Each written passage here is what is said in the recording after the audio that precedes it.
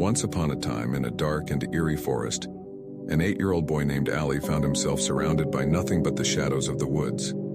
He had gone on a picnic with his family, but while playing, he had wandered off and was now lost in this sinister forest.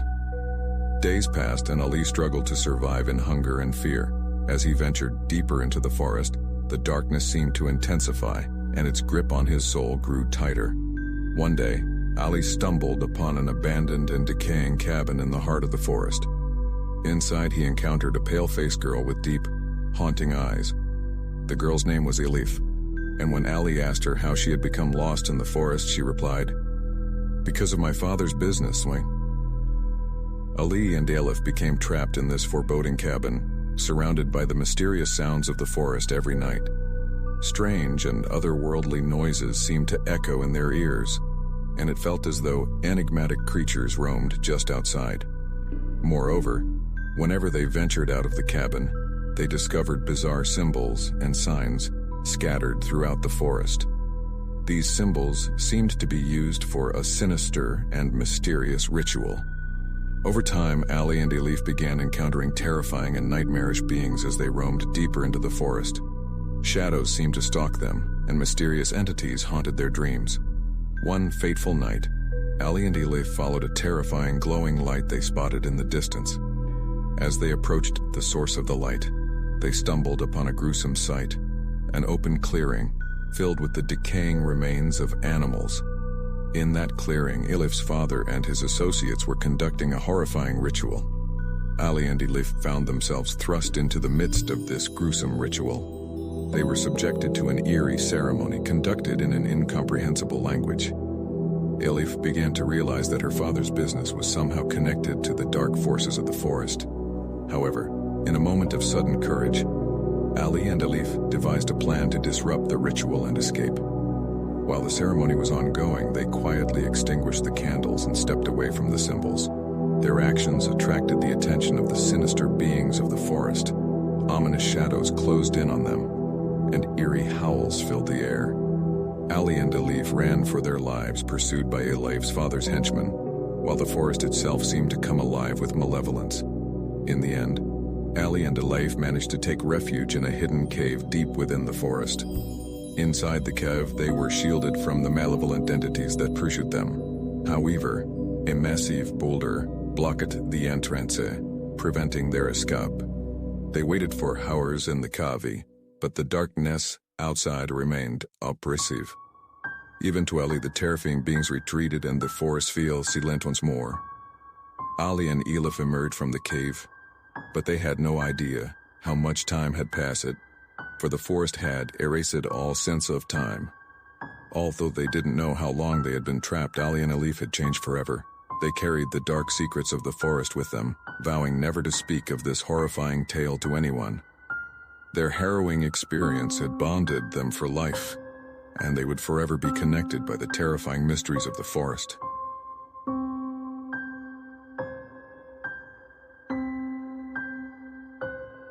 In that terrifying forest, Ali and Elif remained trapped in sheer horror for a prolonged period.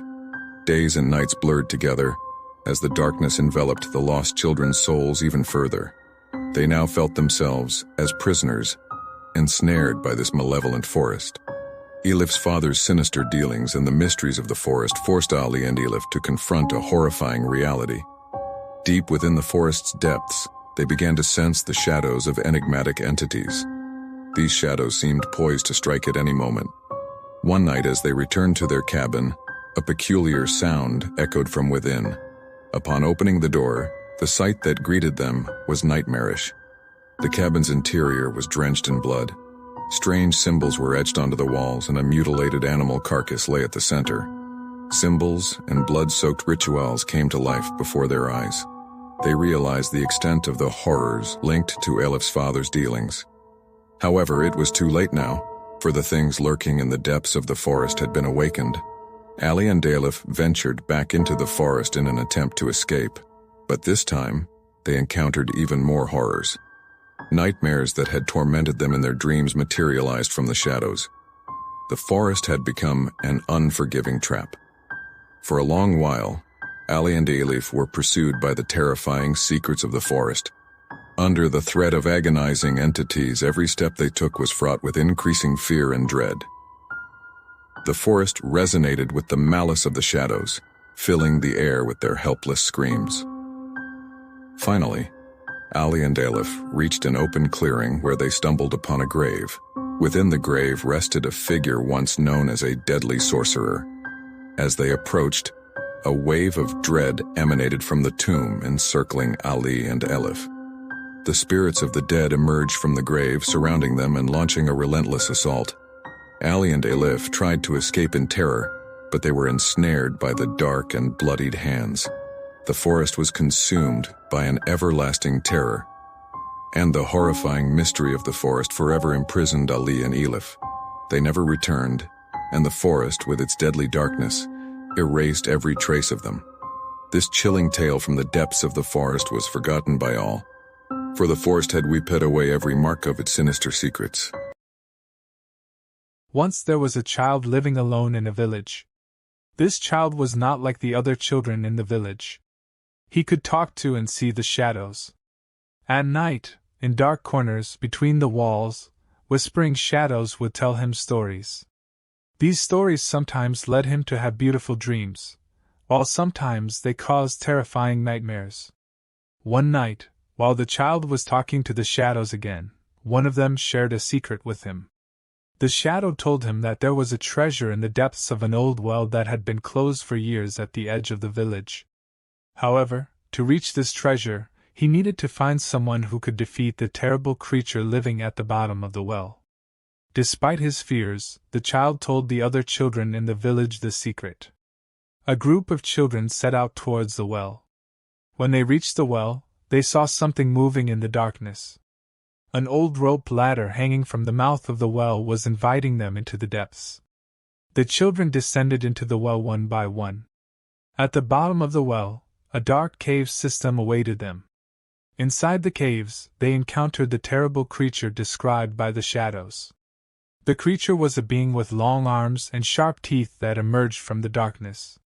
The children began to fight the creature.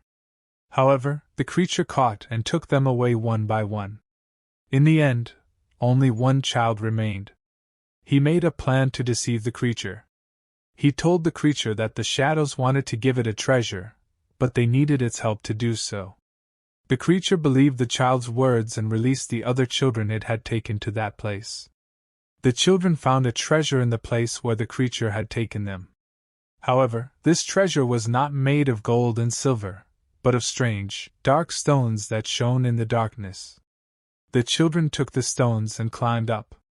However, when they climbed up, everything in the village had changed. The houses were destroyed, the trees were withered, and dark shadows were roaming everywhere. The children realized that the stones carried a bad power and decided to take them back. When they returned to the well, the creature was waiting for them. The children gave the stones back to the creature and apologized to it. The creature took the stones and disappeared into the darkness. When the children climbed up, everything in the village had returned to normal. However, from that day on, the children could no longer talk to the shadows. The shadows never told them stories again. And the children never shared the secret of the shadows in the well with anyone else. When the children returned to their village, they decided never to share the secret of the well with anyone again. However, the effect of the stones had not completely disappeared. When night came, the children began to go to a dark world, the creature's world, in their dreams. In this world there were labyrinths filled with dark shadows and strange beings, endless tunnels, and dark forests. As days passed, the dreams became more realistic. The children began to learn things and live in the world they saw in their dreams. The things they learned in their dreams were helping them in the real world as well. However, this knowledge came at a price. Every night, they had to go to the creature's world in their dreams and make deals with it. One night, the creature made an offer to one of the children. If the children opened a door to it in the real world, it would give them more power in their dreams. The children accepted the offer and began to make a plan. They gathered under a large tree in the village. By digging the roots of the tree, they buried one of the dark stones there. Influenced by the stone, the tree began to fill with dark energy. The tree slowly began to change, its roots reaching the dark world underground. However, the children had not understood the creature's true intention. The creature was looking for a door to cross into the real world, and the children had opened this door for it. A few days later, strange things began to happen in the village. Animals disappeared, plants withered, and the sky was enveloped in darkness. The children realized that what they had done was wrong and began to look for a way to stop the creature. However, the creature was now very powerful.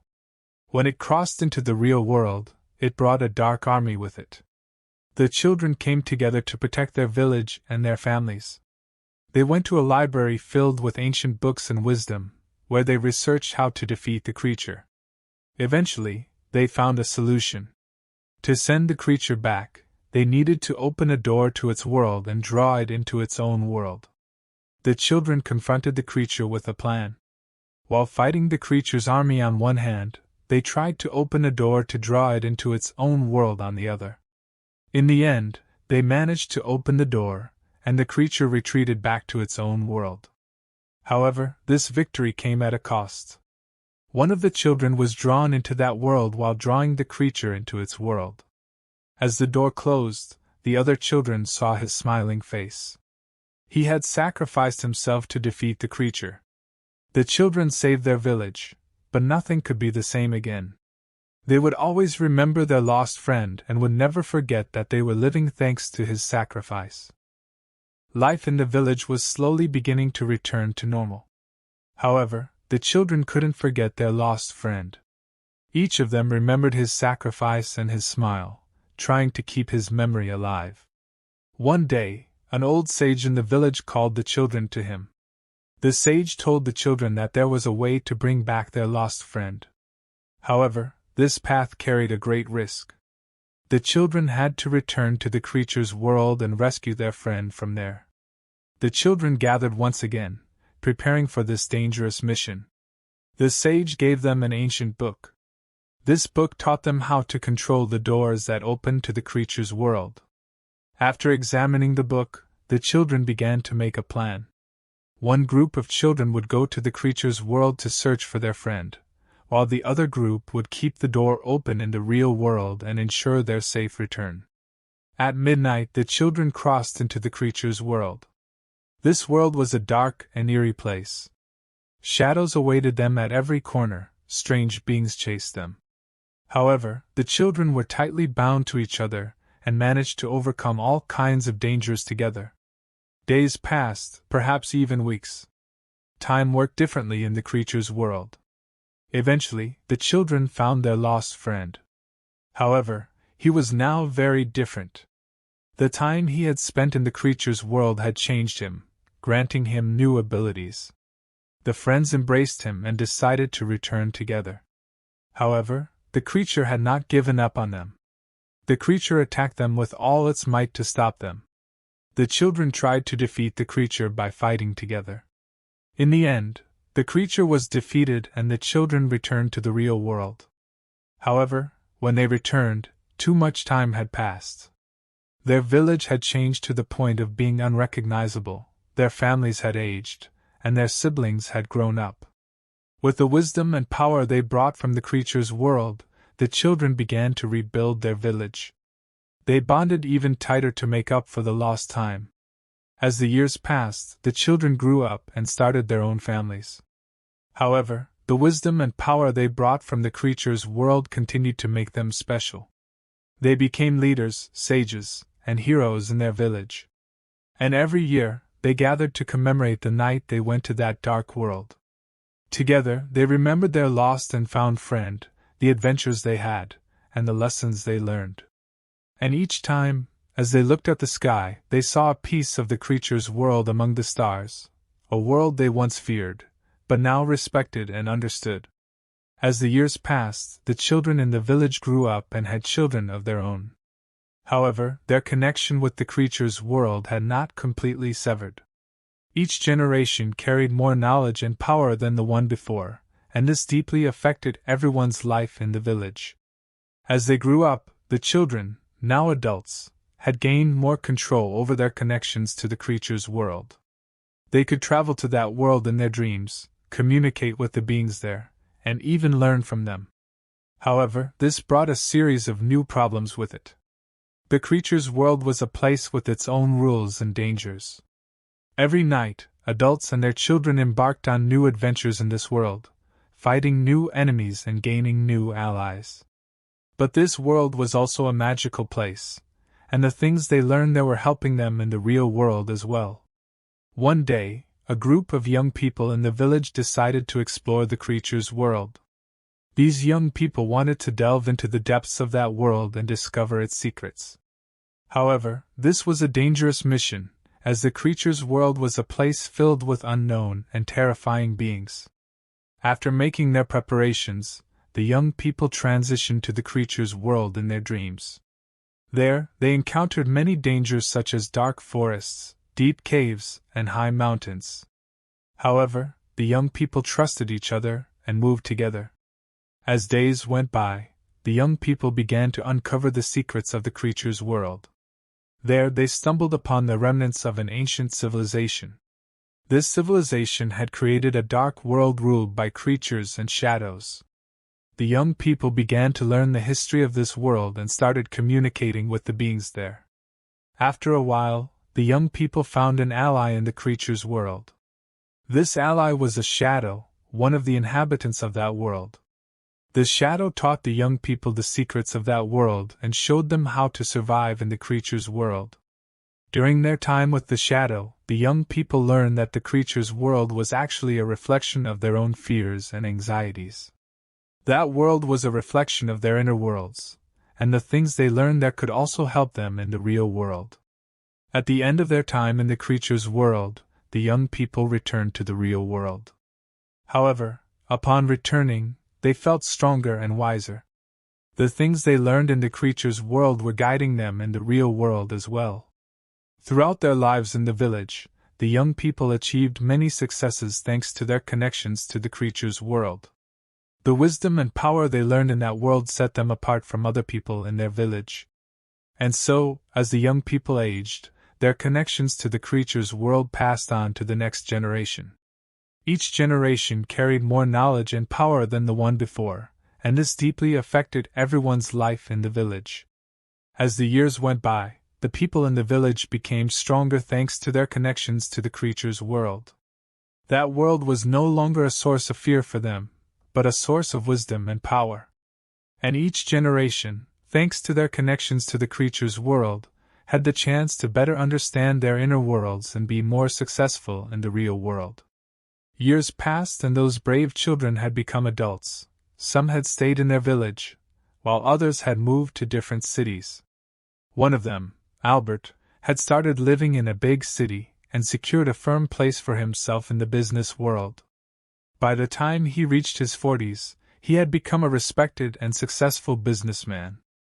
However, Albert had never been able to sever his connection with that dark world inside him. Over time, this connection drew him deeper into a path ruled by darkness and greed. While the wisdom and power he brought from the creature's world gave him an advantage in the business world, it also involved him in nefarious dealings. Albert gradually began to control and manipulate everything around him. Business partners, competitors, even his own family fell under the influence of his dark power. Thanks to the dark arts he learned from the creature's world, Albert could influence everyone around him, controlling their thoughts and actions. But this power came at a cost.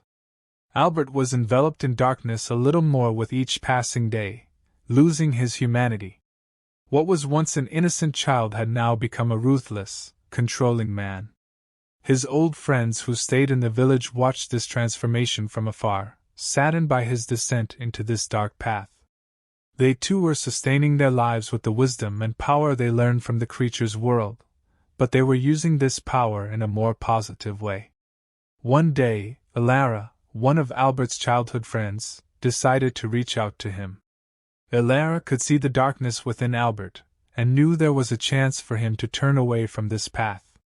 Ilara reached out to Albert, and reminded him of the old days, the adventures they had shared. As Albert listened to Alara's words, he remembered the innocent child within, that pure and clean soul. Alara explained to Albert that the creature's world was actually built on a balance, where darkness and light needed to coexist. Albert slowly began to realize this balance. As days went by, Albert began to learn to control the darkness within him. He no longer rejected the darkness but lived in harmony with it. When Albert found the balance between darkness and light, he attained true peace. Albert started using his position in the business world to help the people around him, to give them positive energy. He was no longer a manipulator but had become an angel of kindness. Years later, Albert and Alara reunited in their village. Together, they reminisced about their adventures in the creature's world, the lessons they had learned. And together, they decided to use the wisdom and power they brought from that dark world to make their world a better place. Albert and Alara reunited with their other childhood friends in their village. Each of them had followed different paths and experienced different things over the years. However, they all had made significant changes in their lives with the wisdom and power they brought from the creature's world. When they came together, they reminisced about the old days and remembered the adventures they had shared. But this time, they did not just reminisce about the past. They also began to make plans for the future. Albert decided to invest in their village using his connections in the business world. Alara and the other friends also started working to make their village a better place, utilizing their expertise in their respective fields. Together, they renovated the schools in their village, created new job opportunities, and developed projects to ensure a better quality of life for everyone in the village. The village gradually entered a period of revival, new businesses opened, the level of education rose, and living conditions improved for everyone in the village. Albert and his friends worked to improve the lives of everyone in their village with the wisdom and power they brought from the creature's world. They realized that the dark world they once feared was actually a teacher, providing them with valuable lessons. However, not everything went so perfectly. The creature's world still posed a threat. Albert and his friends knew the dangers of that world and were determined to do everything to protect their village. One day, an unexpected visitor came to the village. This visitor was a being who had managed to escape from the creature's world. The being came to the village peacefully, seeking refuge. Albert and his friends spoke with the being to understand its intentions. The being explained that a war was about to start in the creature's world, forcing many beings to flee that world. Albert and his friends pondered what to do in this situation. In the end, they made a decision. They granted the being the right to take refuge in their village, but with one condition: the being must not harm their village and must adapt to the life in the village. The being accepted this condition and settled in the village. Over time, the being became friends with the other people in the village and adapted to life there. Albert and his friends knew that this event was just the beginning. Their connection to the creature's world would drag them into new adventures, new dangers. However, they knew that together, they could overcome any danger. As Albert and his friends implemented innovations in their village, the entity from the creature's world revealed its name to be Seraph. Seraph began to contribute to agriculture, art, and education in the village with the knowledge it brought from its own world. Under Seraph's guidance, the villagers started to grow plants never seen before and create magical melodies. However, one day dark news reached the village. Other entities from the creature's world had begun to invade nearby cities. Albert and his friends gathered to protect their village and rescue the neighboring cities. They decided to formulate a plan. Albert leveraged his connections in the business world to communicate with influential individuals in the nearby cities. Alara, on the other hand, trained the young people in the village to form a defense unit. The other friends also organized resistance by contributing in their areas of expertise. Seraph explained the secrets of the creature's world to Albert and his friends. This world was a place shaped by their own thoughts and fears. Seraph taught them how to fight against their enemies and how to defeat them. After the resistance forces completed their preparations to fight against the creatures, they headed towards the nearby cities. Along the way, they encountered many dangers and surprises. Some creatures did not want to harm humans, they just wanted to live in their own world. Albert and his friends made agreements with these creatures, granting them the right to live in their village. However, other creatures were hostile and attacked humans. Albert and his friends were forced to fight these creatures. During the battles, they faced deadly dangers many times. But together, trusting and protecting each other, they overcame all dangers. At the height of the battle, Albert and Elara came face to face with the leader of the creatures. This creature had come from a dark corner of the creature's world and was determined to take over the human world. Albert and Elara decided to talk to the creature leader. They explained that peace was possible between humans and creatures, and that both sides could coexist. Although the creature leader initially opposed this idea, Albert and Elara's words made him ponder. Eventually, the creature leader decided to stop the war. Albert, Elara, and their friends forged a peace agreement with the creatures, ensuring that both worlds could live together in peace. Following the declaration of peace, a grand celebration was organized in the village. Humans and creatures came together to celebrate the new beginning.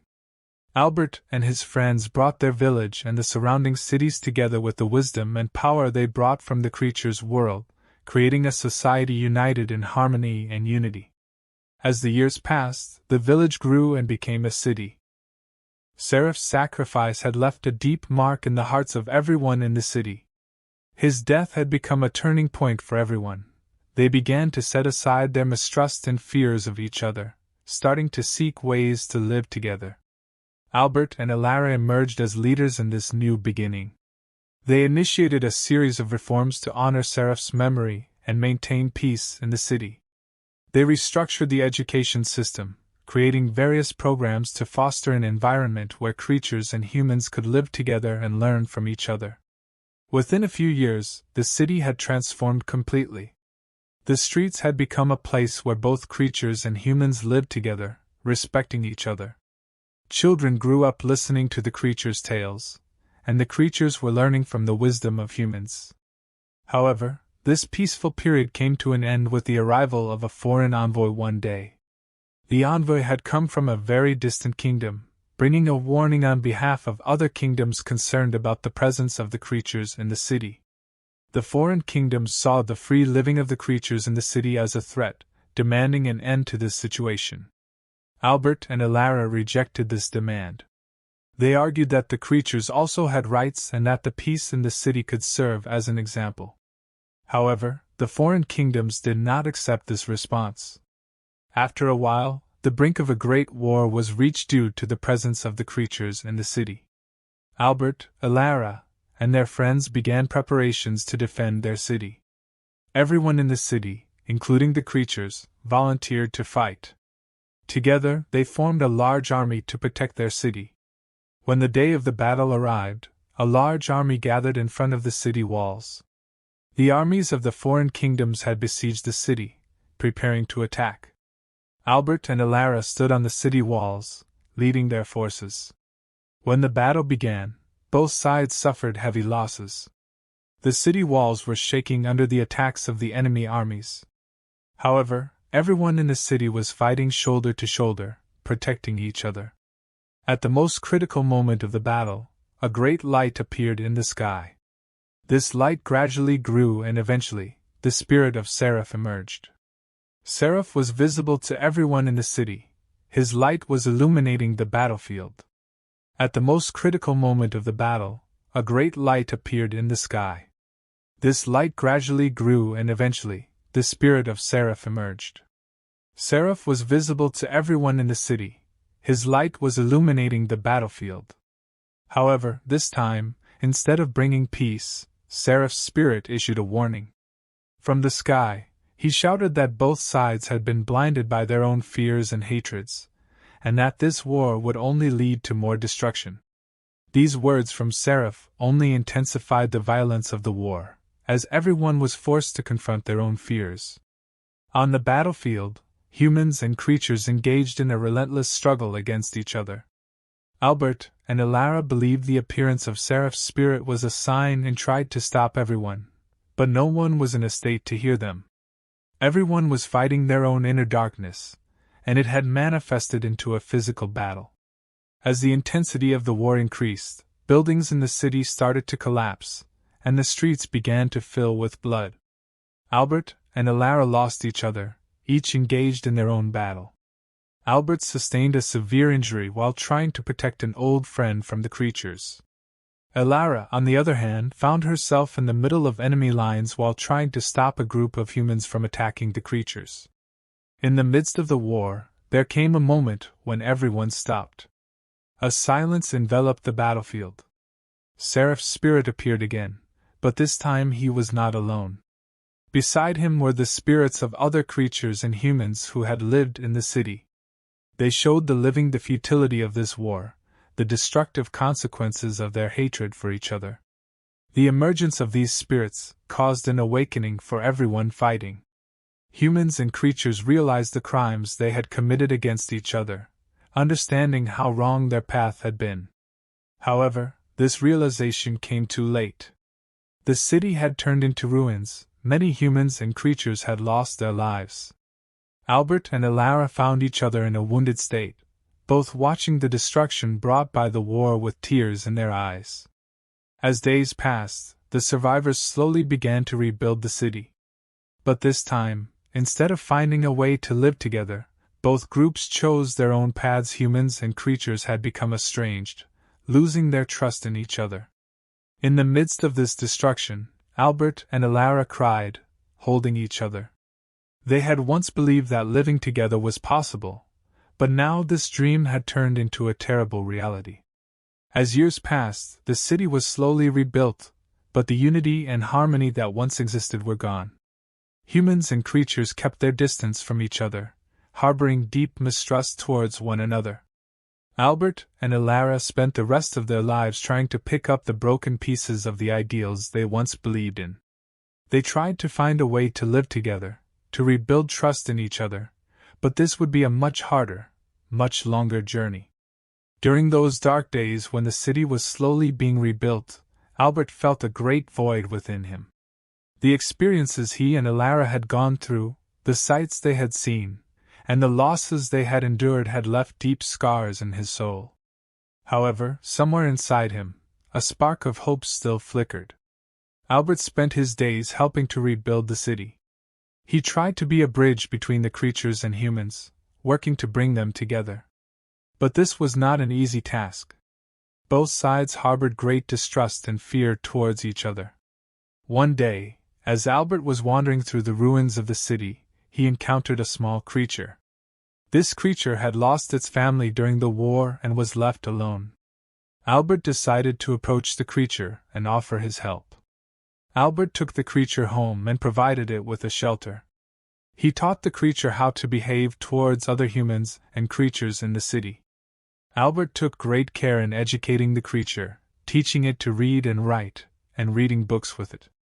Over time, the creature began to trust Albert. Through Albert's guidance, it learned to forge friendships with other humans and creatures in the city. Albert and the creature developed a father-son-like bond with each other. During the time he spent with the creature, Albert saw that coexistence was still possible. Seeing the friendships the creature built with other humans and creatures in the city reignited the spark of hope within him. As the years passed, Albert and the creature began to serve as an example for other humans and creatures in the city. Their friendship showed that it was possible to live together, that they could build a life together through respect and understanding. As Albert aged, the creature grew and began to forge its own path. Thanks to what Albert taught, it became a peace ambassador among the other creatures and humans in the city. One day, Albert lay down on his bed, exhausted from the tolls of aging. He gave the creature a task, to continue to be a bridge between humans and creatures, to maintain the peace in the city. The creature promised to fulfill Albert's last wish. It stood by Albert, accompanying him in his final moments. Albert smiled at the creature and closed his eyes one last time. After Albert's death, the creature was determined to carry on his legacy.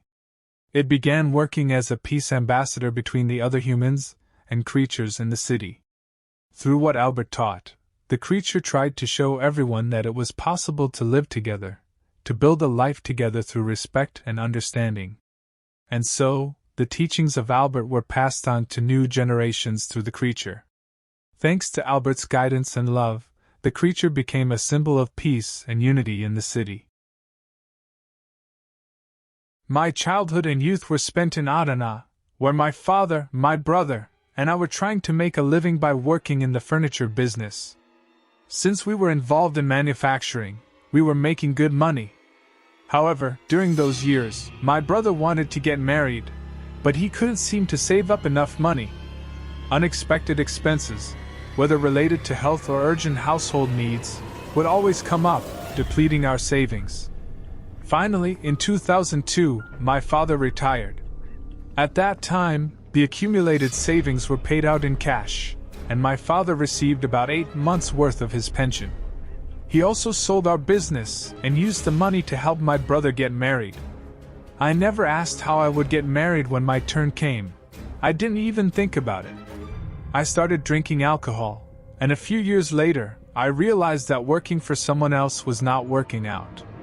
Whatever I saved would quickly vanish. I wasn't even able to afford proper clothing, let alone contributing to the household budget. My brother, who was working as a furniture craftsman, could barely support his own family. In 2004, I received a phone call from a relative about a job opportunity in Antalya in the yacht and boat construction industry. They were looking for furniture craftsmen, offering good pay, accommodation, and meals. However, I still had to complete my mandatory military service, and when I had 3 months left before my conscription, unfortunately, the place where I worked closed down. With some savings, I decided to attend an English course. My goal was to go to Antalya after completing my military service, improve myself, and maybe even establish a yacht manufacturing workshop. Antalya had a lot of tourists, so I thought learning English would be useful for my career and maybe during my military service. I decided to start the English course in the spring. About 3 months into the course, I fell in love with Ipek. Ipek was so beautiful and both friendly and distant, and she was someone I had believed I could be happy with for years. We became friends for about 3 months. Before going to the military, I needed to confess my love to Ipek, but I didn't know how to do it. After returning from the military, who knew what the future held? When we met, I just asked her, "Will you wait for me?" She smiled and said yes, and that distant girl came and hugged me. It was the first time in my life that a girl had hugged me, and I was filled with excitement. I went to the military in Ankara. While serving, I kept making plans and dreaming about the future. As soon as I returned from the military, I reunited with Ipek, and our friendship turned into love. I went to Antalya for a few weekends, found a job there, and started working. Indeed, the working conditions in Antalya were better than in Adana. The wages were almost 3 times higher, and we had accommodations and meals provided. I worked for about a year, saving up the money we needed for the wedding. We returned to Adana, had our wedding, rented a house, and carefully selected our furniture. However, I couldn't find work in Adana, so I had to go back to Antalya to support our household. After working there for about a month and a half, I received the joyful news from my wife that she was pregnant, and we were going to have a baby. I started working with even more love and dedication. One of the supervisors at my workplace noticed my dedication and asked, "What's the rush, my boy? Is it love that drives you like this?" I told him that I was going to be a father and that I needed to work harder. He and my colleagues congratulated me. For months, my excitement, love, and hard work kept growing, and our love for Ipek was bearing fruit. Occasionally, I received photos from her, and I would relish those moments, as my wife was in the 8th month of her pregnancy, and I had only seen her in photos. The supervisor finally said, "Go to your hometown, my boy. Go to your wife." I immediately boarded a bus, imagining how I would surprise my son and Ipek by looking at the gifts I had bought for them. I couldn't sleep all night, and when I arrived at Adana station in the early morning, my phone rang. It was my mother calling, and I answered. "I hope it's good news." My dear mother, the first thought that came to my mind was Ipek. She immediately said, "Come to our house, son," and hung up the phone. She called again and said, "Son, come home," and hung up the phone. I tried calling my father, but he didn't answer. My mother-in-law was staying with Ipek at home. I tried calling her, but her phone was off. No matter who I called, no one answered. I took a taxi and rushed home. When I arrived, everything was pitch black. The exterior walls, windows, everything was in darkness. My brother-in-law and my brother were there. When they saw me, they hugged me tightly. I had been through so much that I couldn't ask anything. I understood that I had put so much pressure on myself that I had passed out. When I woke up, they were administering a sedative to calm me down. After a while, my parents arrived. Ipek and our unborn child had not survived, and my mother-in-law had tragically perished in the house fire. It was a huge devastation for me. The next day, we buried my wife and our unborn child together. She used to love me so much. She would always call me son. Even though months had passed, I still couldn't pull myself together. The condolences from relatives had ended, but I still couldn't go outside or continue with my life. I was a burden to my family, and I needed to repair the burned-down house and fulfill our rental agreement. The landlord couldn't say anything in the face of such a tragic situation, but he couldn't afford to repair it either. I tried a few jobs, but I couldn't work like I used to. My hands wouldn't cooperate. It was as if I had lost my touch. I would quit the jobs without anyone having to fire me because they didn't want to let me go, but I could see it in their eyes.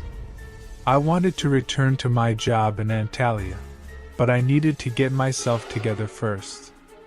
I needed to go there and lighten my workload. But no matter where I went, the same things kept happening. I just couldn't seem to pull myself together.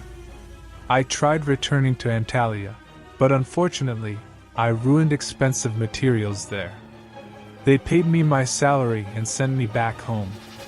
I wandered around unemployed for about 2 months.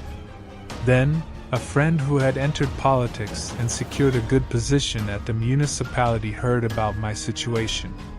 He politely offered me a job. When he saw that I was having difficulty interacting with people, he asked if I would be willing to work as a cemetery attendant. I agreed. At first, I worked alongside her, another employee who had chosen the night shift for years to avoid interacting with people. He made our tea and coffee in the security booth at the cemetery entrance, and occasionally engaged in conversation when he had the chance. I told him about my experiences, and he revealed that he had chosen the night shift to avoid contact with others for years. We shared the responsibilities of the night shift and sometimes switched to the day shift. Working in the cemetery during the day was fine, but how was it at night? One of the odd things was an elderly man in his 60s, who was part of the night shift team. His hair was snow white, his face was stern, and the area around his eyes was wrinkled. He rarely smiled. One night, he expressed his desire to switch from the night shift to the day shift to work with us. He had been working alone during the night shift for years, and he preferred to avoid people. One night, while preparing our tea and coffee in the security booth, he told us that he had been working at the cemetery for years because he didn't want to deal with others. He said, "I've been waiting for the call to prayer. One night, I saw someone among the graves while walking around with a flashlight, keeping an eye out for grave robbers or unauthorized treasure hunters. I approached cautiously, hoping to find out what they were doing. As I got closer, I realized that the person had seen me and quickly disappeared among the trees. I shone my flashlight, but I couldn't find them again. I tried to run after them, but they were gone, or followed me to the spot. I returned to the security booth, slightly frightened, while her stayed outside. I roamed the cemetery with the flashlight in hand, and in the distance, I saw a fresh grave that had been dug but not yet used. I approached it with increasing heartbeats, trying to see inside. Just as I was about to pass by, I noticed something at the head of the grave. It was very dark, and I couldn't tell if it was someone or something there. At that moment, my heart started pounding, and I quickly moved away. When I returned to the security booth, her asked me what had happened, but I just said, "Nothing, don't worry." My face had turned pale, and I couldn't even explain what had frightened me. What was I afraid of, after all? I asked my friend, "How many years have you been here?" He replied, 9 years. I asked him why he was still scared, considering he must have gotten used to it. I told him about what I had seen, but he advised me not to talk about it, as it would be difficult for me. I realized that he wasn't just telling stories. This was real, and it was unsettling. The next day, I visited my wife's grave and noticed that another grave had been dug right next to hers. I had always imagined that I would be buried there. I felt a sense of envy, thinking about who might be buried there instead of me. I had been consumed by jealousy. I spent the evening contemplating these thoughts and eventually fell asleep. In my dream, I saw a strange creature standing next to my wife's grave. Both my wife and I were frightened by the presence of this creature rising from the grave. As I woke up in the evening, I was still under the influence of that dream.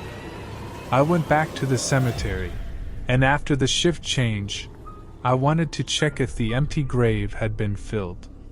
The darkness was closing in, and the surroundings were barely visible under the dim light. As I approached the grave, I saw the same creature I had seen in my dream. I was filled with terror, and my heart raced. I didn't know whether to move forward or run away. I could feel the veins in my heart pounding with fear. As I hesitated, the creature suddenly disappeared. I turned to leave and saw her coming towards me, asking why I was staring blankly. I couldn't find the words to explain. I was shaking with fear. I felt like I had lost control over my own actions. We returned to the security booth, where I tried to calm down. Her asked me what had happened, but I couldn't find the words to describe the eerie encounter. I finally managed to say, "Did you see it too? That thing?" Or replied, "If you saw it, you're in trouble. Once you see it, you can never leave this place." I was gripped by fear and confusion. I couldn't comprehend what was happening. I went back to looking in the direction of my wife's grave, as if drawn by an invisible force. My heart trembled every time I looked in that direction. Suddenly, I noticed a dark figure among the graves. Some areas were illuminated, but there were pockets of darkness where the light didn't reach. The dark figure stood in one of those shadowy areas, just staring. I couldn't stay there any longer, so I hurriedly left the cemetery with her following me. As we reached the security booth, I kept looking back at where I had seen the figure. Bert told me to stop, asking where I was going, but I didn't hear him. I was entirely focused on that spot. When I turned back around, the figure had disappeared. At that moment, I realized that I was not alone in the cemetery. There was something else there, something inexplicable and terrifying. Seemed to know more than he was letting on, but I couldn't bring myself to ask him further questions. I was consumed by fear and dread, and the mystery of the cemetery weighed heavily on my mind. My wife used to write our death and birth dates perfectly in the middle, but now there's a gap below. I walked past the newly dug and prepared empty grave, about 10 of them side by side.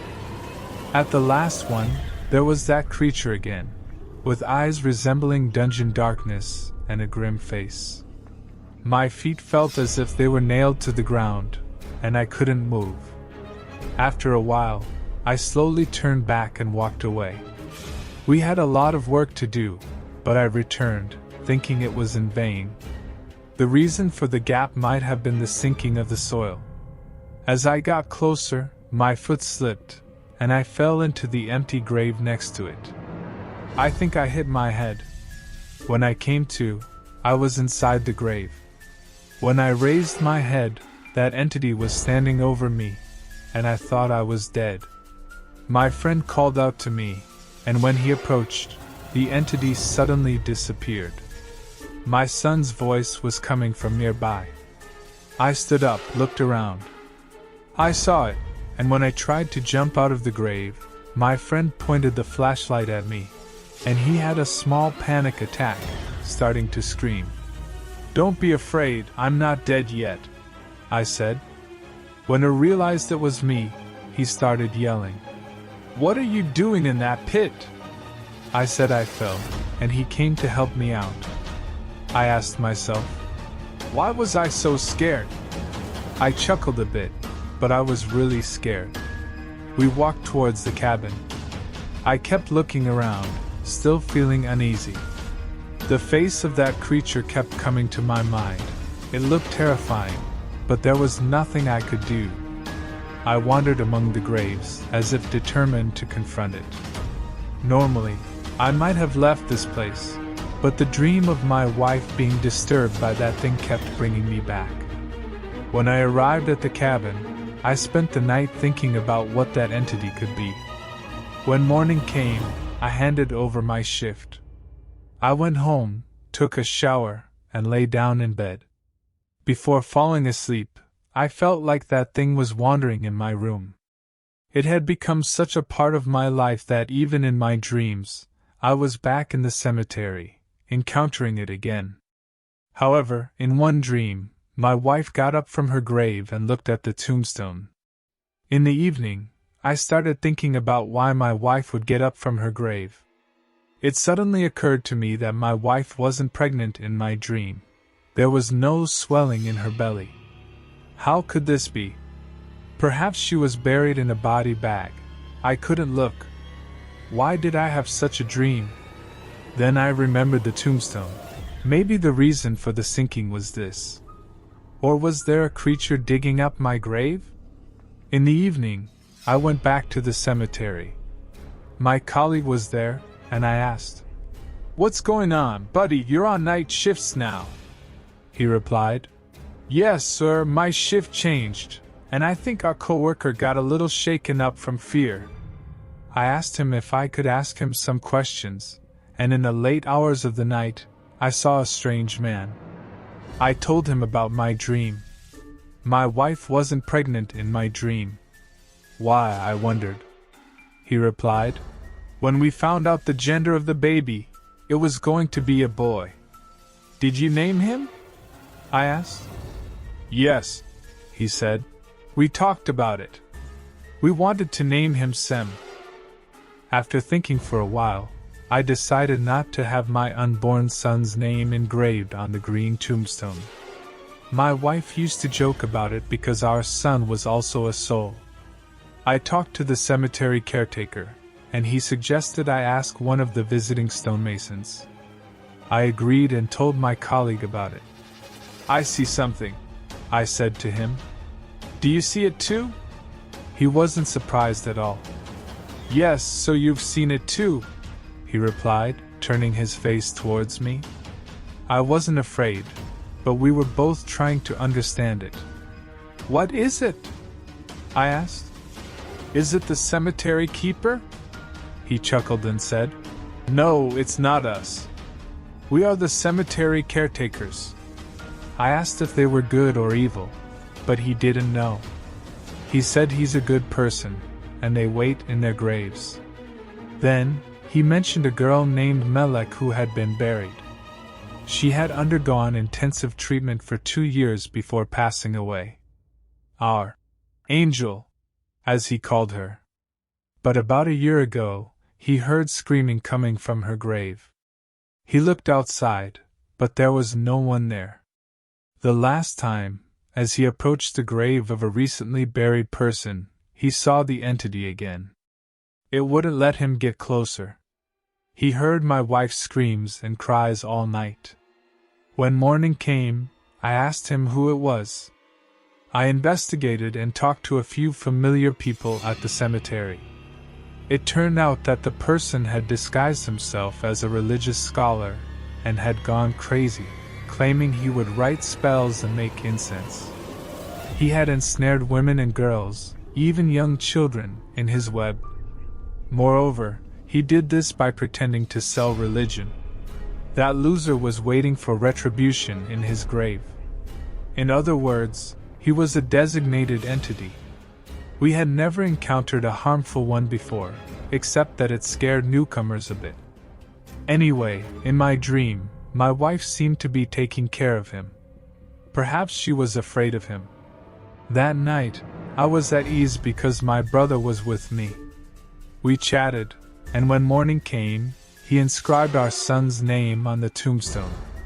He was born but died before he could experience the world. Let his name remain as a memory in this world, he wrote, and I cried when I saw it. I was on leave that day.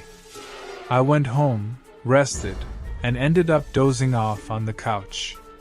In my dream, they were burying me next to my wife. After everyone had left, that entity was still standing at the grave's head.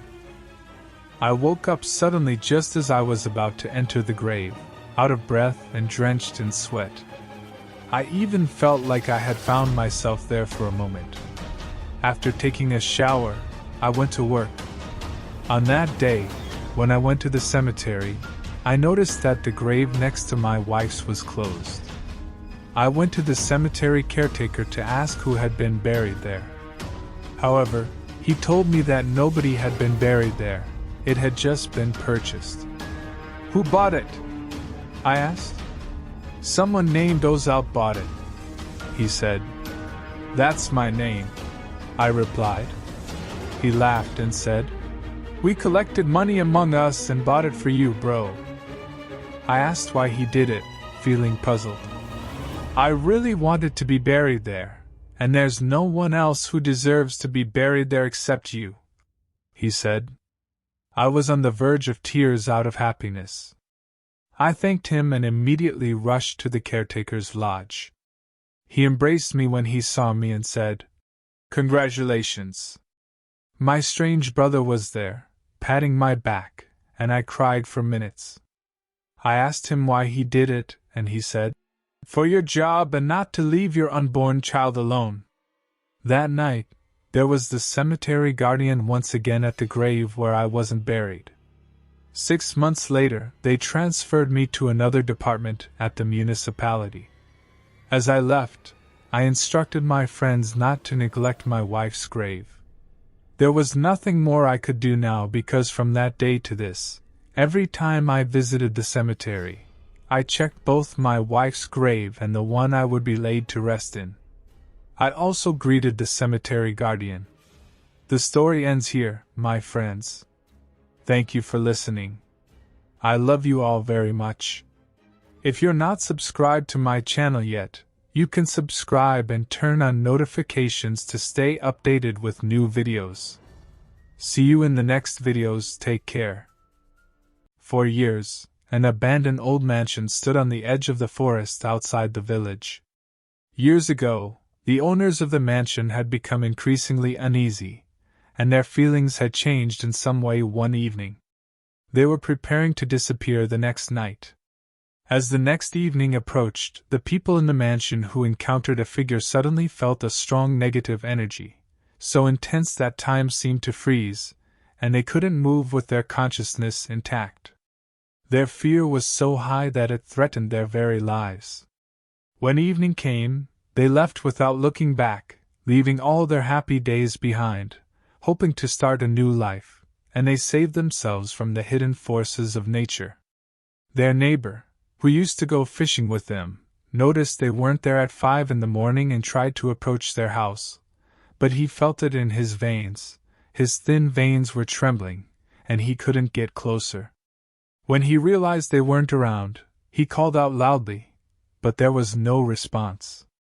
He felt very sad and thought they had died in the house and couldn't escape from this energy. He informed the villagers, and young Daniel, with his courageous heart, was very concerned about his beloved neighbors. It was said that ghosts and cursed beings roamed the mansion. One night, a brave group of young villagers gathered with courageous Daniel to break the mansion's curse and uncover the truth. They gathered at the front door under the pale light of the moon. Despite the creaking sound of the door, they entered. Inside it was cold, and the walls were covered with old paintings and dusty furniture. Despite his pale face, Daniel, undeterred, opened drawers and pressed on, challenging the energy. His hair was standing on end. The group continued to explore the dark corridors of the building. As they advanced, they began to hear strange sounds, footsteps, whispers, and eerie shadows. In one room, they saw the ghost of an old woman. The woman looked at them with a pale face and elderly eyes. She whispered, "Go away from here," and then suddenly disappeared.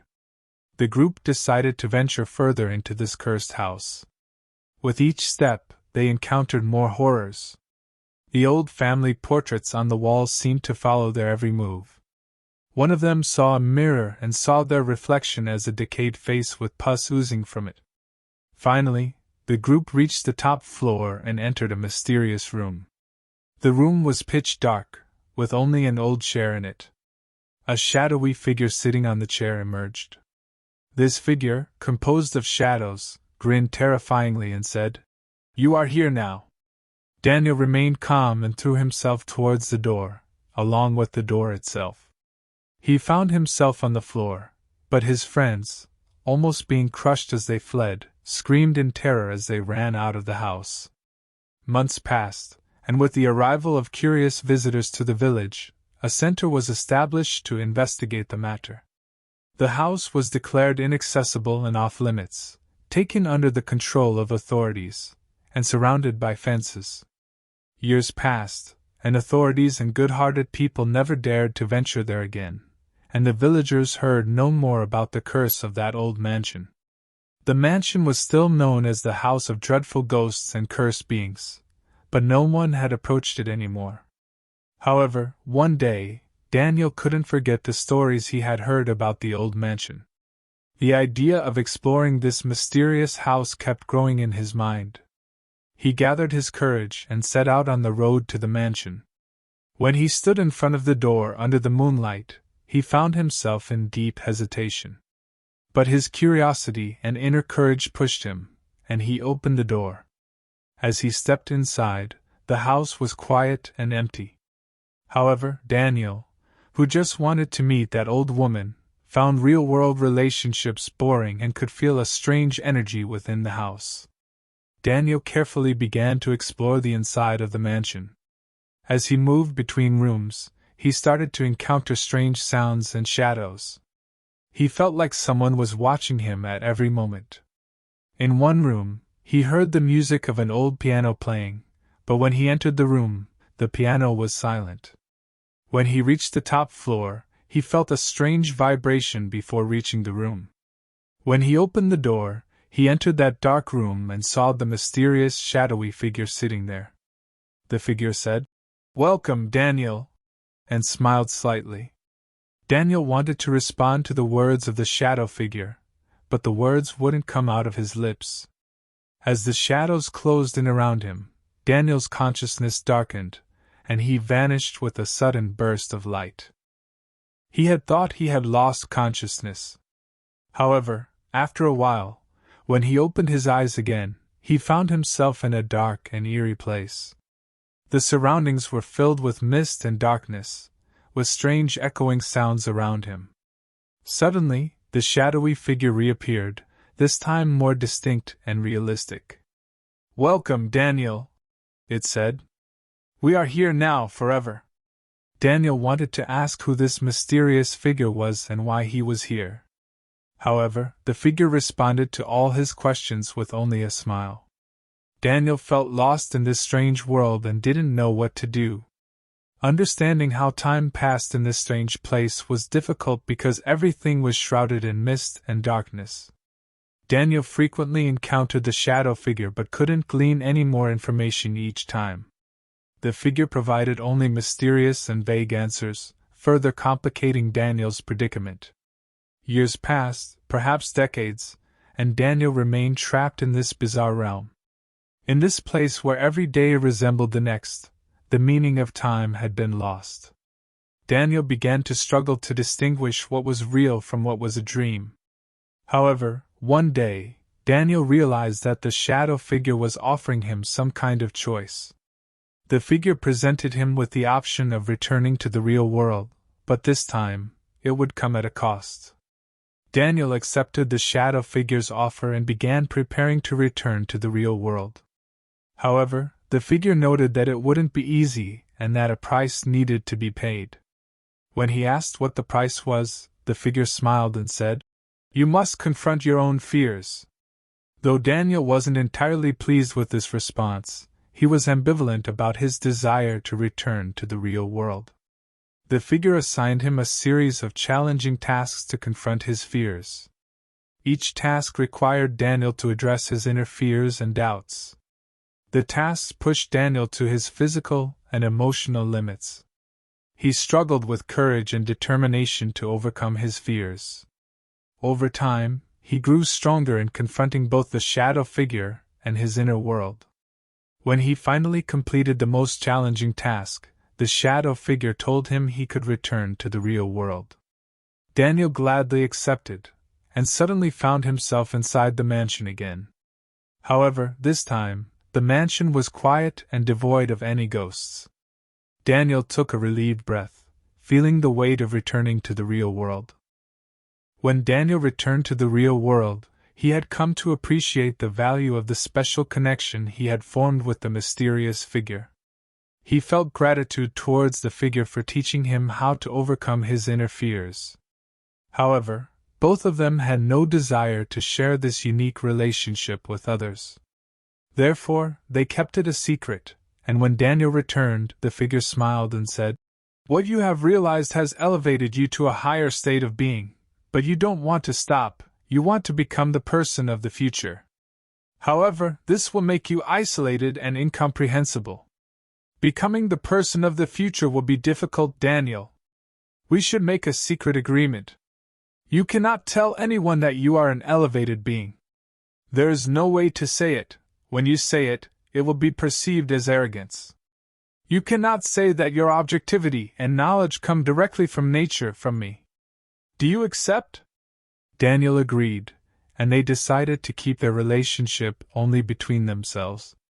The mysterious figure occasionally guided Daniel in the real world. It helped him make difficult decisions and encouraged him. Through the guidance of the figure, Daniel began to live his life more consciously. Life and consciousness took on a different meaning for Daniel. He no longer saw those who merely existed within their routines as truly living. He could easily distinguish those who had a life from those who did not. The villagers noticed that Daniel had changed and become a braver person, but they didn't know the real reason behind this transformation. Daniel kept his relationship with the figure hidden from everyone, preserving this secret. Over time, Daniel began to grow into one of the village's elderly residents, and his relationship with the mysterious figure gave him the opportunity to explore the deeper meanings of life. This secret remained a special bond between them. The mansion still held its dark mysteries, and the villagers continued to tell the story of how Daniel had bravely faced his fears and changed. However, no one knew that Daniel had a secret guide or the nature of his connection with the figure. This secret remained a unique bond between Daniel and the mysterious figure, and they both cherished the value of this special relationship. For a long time, Daniel and the mysterious figure kept their agreement as a closely guarded secret and lived together. However, One day, this special arrangement was unexpectedly broken. Daniel wanted to share his relationship with the figure, as well as the agreement they had made. Desiring a closer connection with the villagers and wanting to share his experiences, Daniel decided to disclose the agreement he had with the mysterious figure. However, the figure vehemently opposed this idea and issued warnings. Daniel, believing that the villagers would be understanding, remained determined. When he met with the villagers and shared his experiences and his relationship with the mysterious figure, they initially reacted with astonishment and fear. However, Daniel's sincerity and the visible transformation in him began to sway them. But after this revelation, some villagers began to think that Daniel's mind had become confused. Some even claimed that he had truly gone insane, leading the village authorities to take notice. Daniel was forcibly sent to a mental institution. During his time at the mental institution, Daniel never forgot the mysterious figure and the experiences he had lived through. However, the hospital staff saw his stories as symptoms of madness and subjected him to treatment. The villagers were saddened by Daniel's confinement to the mental institution but decided not to communicate with him any longer. Daniel now carried the memories of the mysterious figure and his experiences only within himself. When Daniel was sent to the mental institution, he initially hadn't forgotten his relationship with the mysterious figure and the experiences he had lived through. However, over time, the challenging experiences in the hospital and the medications began to confuse his mind. It was during this period that the emotions of the mysterious figure underwent a transformation. The mysterious figure began to harbor particular animosity, especially towards the villagers who had led Daniel to this situation. It blamed them and was determined to seek revenge. Gradually, the figure started making plans to use Daniel as a tool against the villagers. During his time at the hospital, the figure began giving instructions to Daniel. Daniel started following the figure's orders, drawing the attention of the hospital staff. His behavior became increasingly peculiar and aligned with the figure's plans. The figure developed a complex plan to ruin the lives of the villagers and exact a terrible revenge on them. Guided by the figure, Daniel managed to escape from the hospital and return to the village to carry out the plan. When the villagers heard that Daniel had escaped from the mental institution and was coming after them, they were filled with great concern. However, Daniel's changed demeanor and behavior under the influence of the figure left the village residents feeling uneasy. When Daniel returned to the village, the realization of his elevated state of being calmed him down, and this time, he made a truly irrational decision to return to the hospital.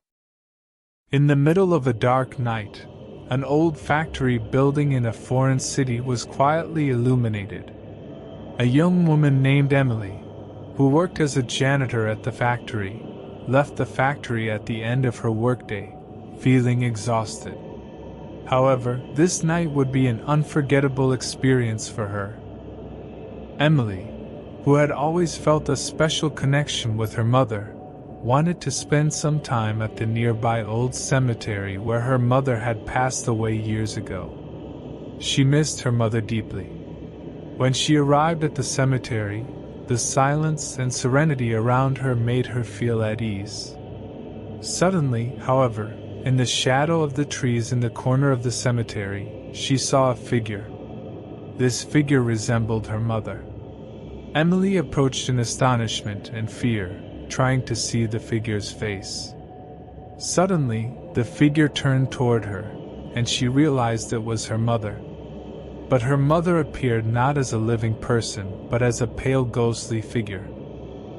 The ghostly mother approached Emily silently and began to communicate with her not through words but through thoughts. Her mother conveyed to Emily that something terrible was going to happen at the factory, and warned her not to go there. Emily was shaken by this strange experience, and immediately wanted to return to the factory. When she returned to the factory, she was met with an unexpected disaster. There had been an explosion, and many workers had lost their lives. Emily believed that her mother's ghostly warning had saved her life. However, after this incident, Emily's life changed. Her connection with her mother became even stronger, and occasionally, she could communicate with her mother's ghost at the cemetery. But each time, her mother's warnings were about death and disasters. Emily continued to maintain this frightening bond with her mother's ghost and enjoyed her walks in the dark streets of the city. Until one evening, she encountered her mother again. Her mother's face was covered in sores, and she suddenly screamed. Everything around her started to shake. It was a deathly scream. Her legs were trembling, and her pupils seemed as if they were about to pop out. Her mother had been cursed. In her past life, she had been a thinker whose views on life had influenced those around her, and that's why she was cursed. However, Emily and her mother didn't live in our world. They lived in a society that seemed almost primitive, not as enlightened as past civilizations on another planet. Here, time was much scarcer and more valuable. Emily, after being unconscious for 3 to 4 hours, was found by the neighbor's child, Jack, while he was going to visit his father, who crafted horseshoes.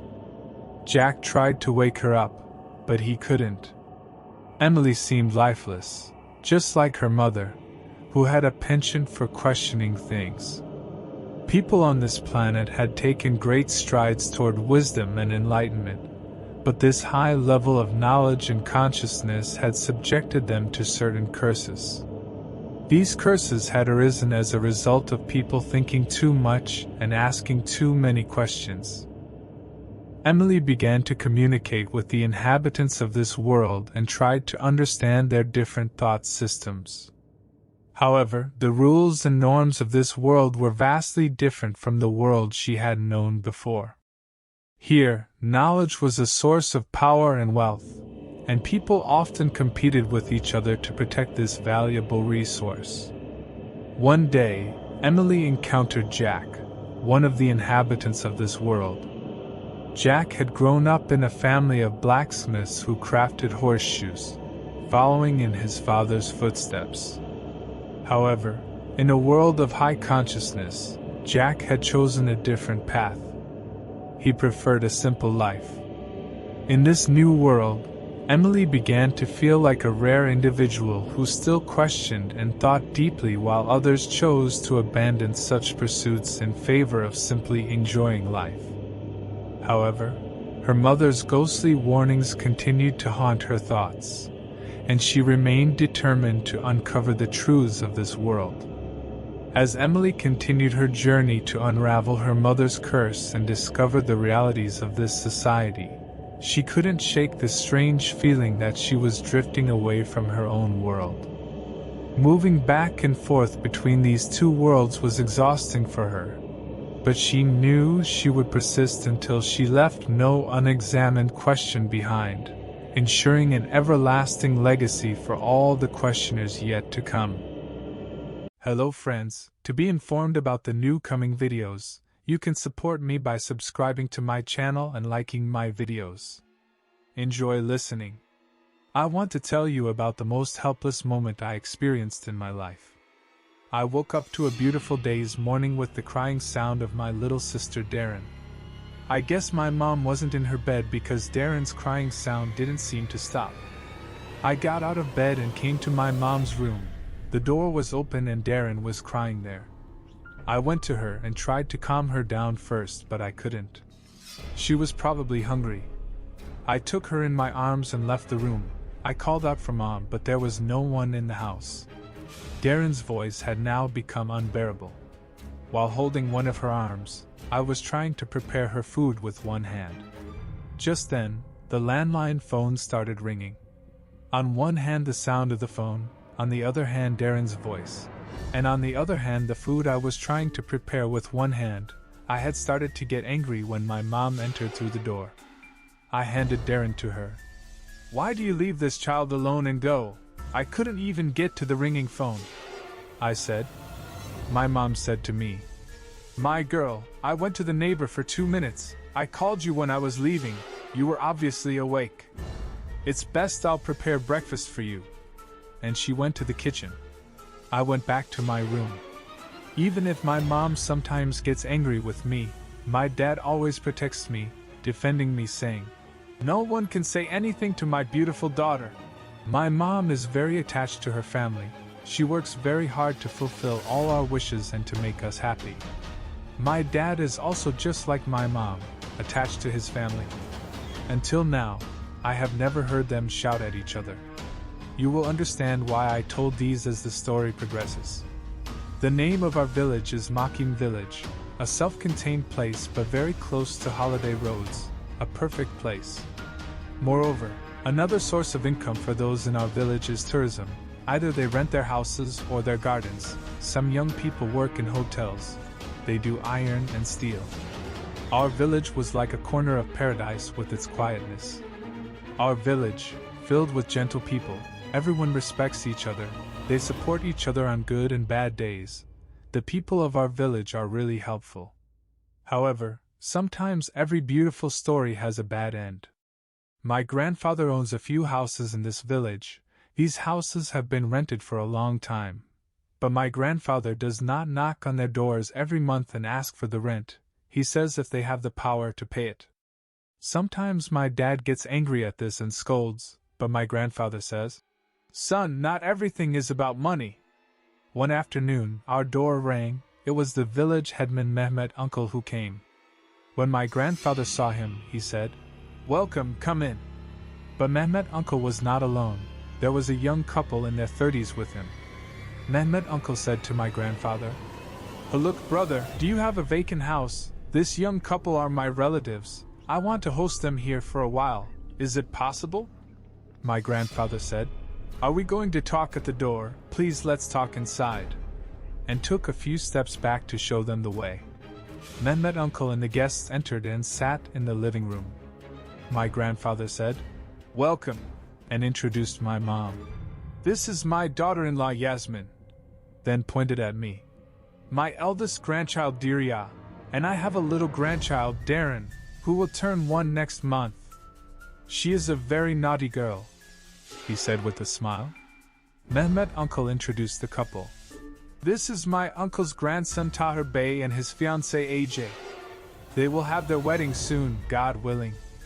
They have been working in Germany for a long time. They came here both for vacation and to visit relatives." For a while they said, "Let them be guests in your house, let them have their holidays." Now you know, one house over another wouldn't work. Which relative should I go to? They will stay for days. "This method is the best, I thought," they said. My grandfather said, "I understand, it's not a problem, let them have their holidays. We have a vacant house, let them move in. You must have told them about our village, the young people will place them there right away, and we will do what we can." Tahir, like everyone else, was smiling, hospitable, and said, "Hopefully, we will be here every year." Smiling.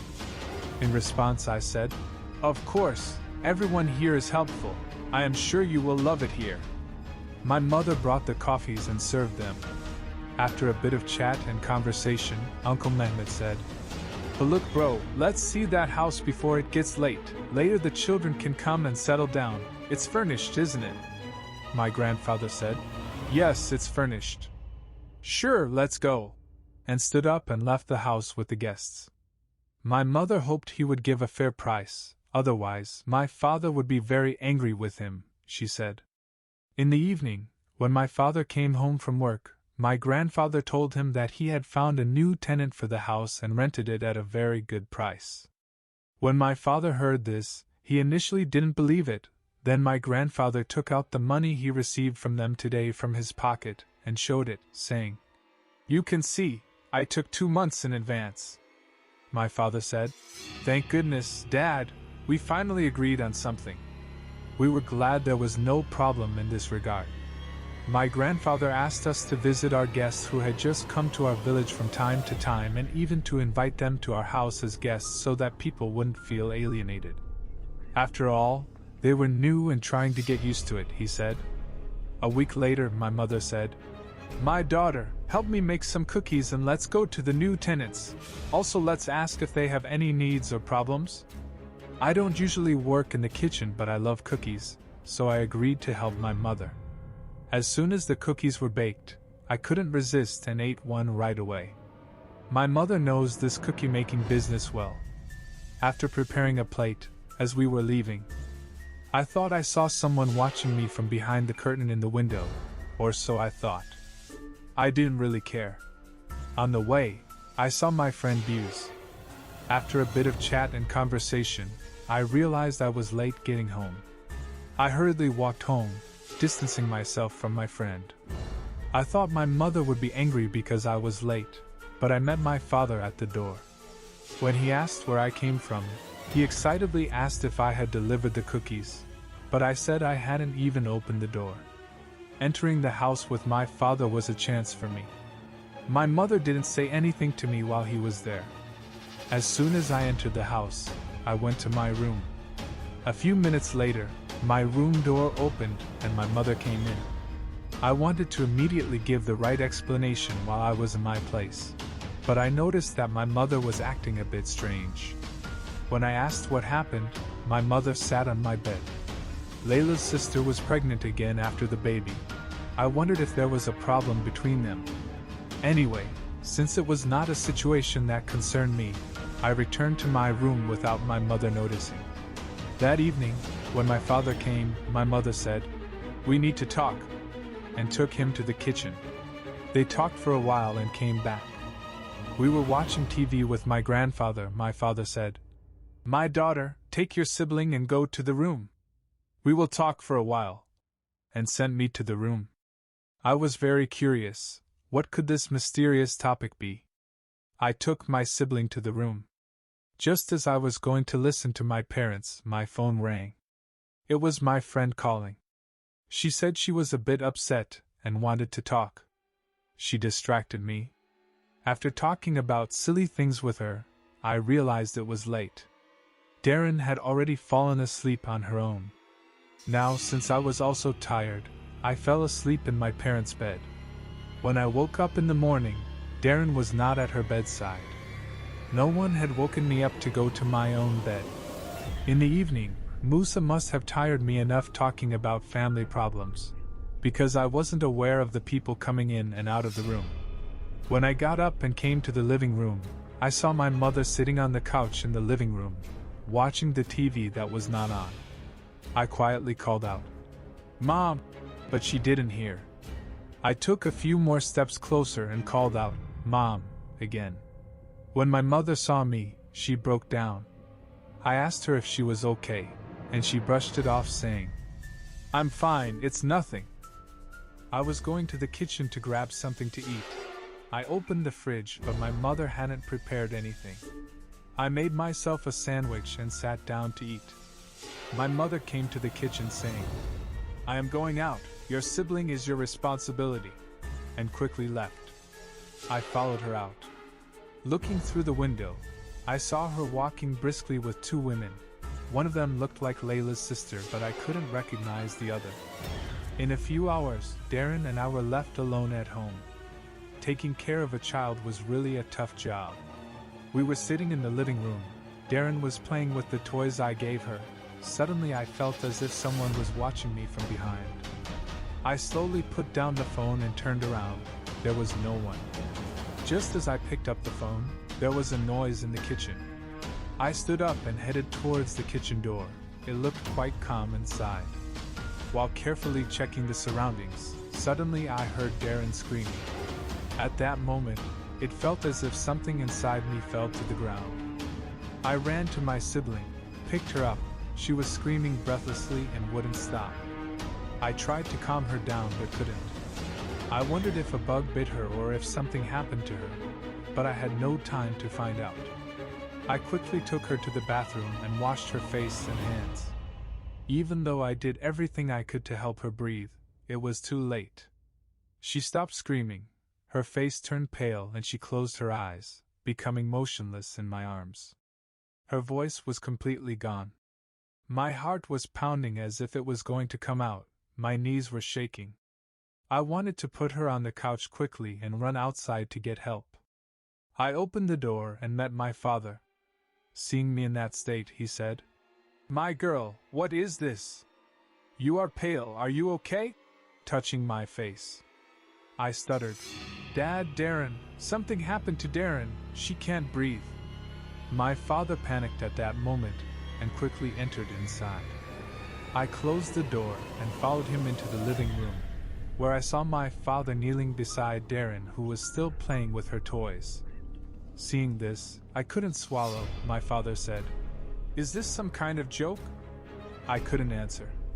My mother entered through the door. My father asked her, "Where were you at this hour?" She said, "Layla had pains." She said, "I am a bit tired, I am going to sleep," and went to her room. That night everyone stayed with their mother. We never sat at the table without our mother. We always ate the meals she prepared. We always drank the tea she made. Now my mother had gone to sleep. Even when she was sick, she would think of us and not leave us without food. There was nothing to do. My father and I went to the kitchen and prepared something. My grandfather would always come home after praying at the mosque when the call to prayer was heard. My father and I prepared something good and bad as much as we could and put it on the table. That night we had our fill. After this exhausting and somewhat strange day, sleeping and resting was the best thing. But there was something we didn't know, these were our better days. A few days had passed since that day. One afternoon, suddenly all the electricity in the village was cut off. This normally wouldn't happen. It was a very rare situation, and it would be short. However, this darkness was another darkness. When I looked out of the window, there was no one on the street. Everywhere seemed trapped in a silent and deep darkness. Silence prevailed in our house too. No one was in the mood to talk. This silence was broken by a scream that was quite disturbing and not too far away, a sound that made one's hair stand on end. With this sound, everyone went out to the street, including us. While trying to understand exactly where it came from, suddenly the sound stopped. Everyone on the street was looking at each other. There was a confused expression on everyone's face, an uncertainty, an indecision. At that moment a harsh wind blew. Everyone was staring at one point, following that wind, as if there was something in the wind that no one saw but felt. Everyone was watching it. The moonlight was shedding a little light on the street. A few seconds later, people slowly started to enter their homes. No one said a single word. They didn't ask each other anything. Everyone was strange as if. We also went home. My mother brought a few candles from the kitchen and lit them. Still, no one had said a single word. We were sitting in the candlelight, as if waiting for something to happen or waiting for news from someone. That night was a very long night. Time wasn't passing. We went to bed early and slept. When I woke up in the morning, we sat down to have breakfast. There seemed to be a coldness between my mother and father. I said to my mother, "Mom, shall we go to AJ's sister today? We can take the cookie plate and ask how she is." But after she angrily placed the tea glass in front of me, she was very angry. My father replied to my mother angrily, "Watch your language a bit." My mother said, "I wasn't talking to you." My father got up from where he was sitting and went right up to my mother and said, "Look, don't exceed my patience, don't make up nonsense and confuse the child's mind," and then left the house. After my father left, my mother really lost her humanity. She broke and smashed everything in the kitchen. I couldn't stop her even if I tried. To prevent my sibling from getting scared, I took her and went to this room. I had never seen my mother like this before. That day we were waiting for my grandfather and father at the table. My mother was sitting furiously, breathing fast. A few minutes later the door rang. My mother said to check the door. When I got to the door, I experienced the feeling I had a few days ago again. When I opened the door and looked, there was no one. When I turned back inside, there was someone tall with hair covering their face behind my mother. I started trembling with fear because what I saw was neither something that could be explained nor something that could be remembered. I raised my head and looked at the clock hanging on the wall. It was almost 11. I slowly sat down where I was, feeling as if I was in a nightmare. Before I could come to myself, the door rang harshly. When my mother got up and opened the door, my father entered quickly and hurriedly, running into his room, his clothes covered in blood. My mother followed him asking, "What happened to you?" My father said, "Very bad things happened. The whole village has lost their minds."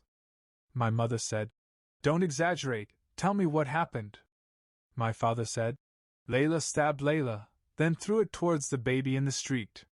When the neighbors saw this, they immediately called an ambulance. They tried to enter the house, but unfortunately Arda had passed away before they arrived. Layla is nowhere to be found. Everyone is looking for her." My mother got angry and said, "Are you telling this or are you dreaming? Did you drink alcohol?" My father shouted, "Look, do I look drunk to you?" My mother said, "If Layla gave birth, where could she have gone?" As my father changed his clothes and left the house, he said, "Don't go out of the house." The villagers searched for Layla's sister until morning. She was found dead in the cemetery in the morning. As we were thinking of getting over this incident, we couldn't predict what would happen to us next. My father came home tired. "The woman went crazy," he said. "She took her own life, her child's life, and her husband's life. When the soldiers found her, she had no eyes and tongue," he said. "She buried herself, the bloody knife was in her hand. Whatever she did it herself," he said. After this sentence, there was silence. From that day on, the village became a completely different place. Every day there was noise of fighting coming from a house. The same things were happening in our house. The village had turned into hell all of a sudden. Again, one evening, my mother and father started fighting for no reason. My grandfather said to my father, "My daughter, what has happened to you? I have never seen you this resentful towards each other in all these years.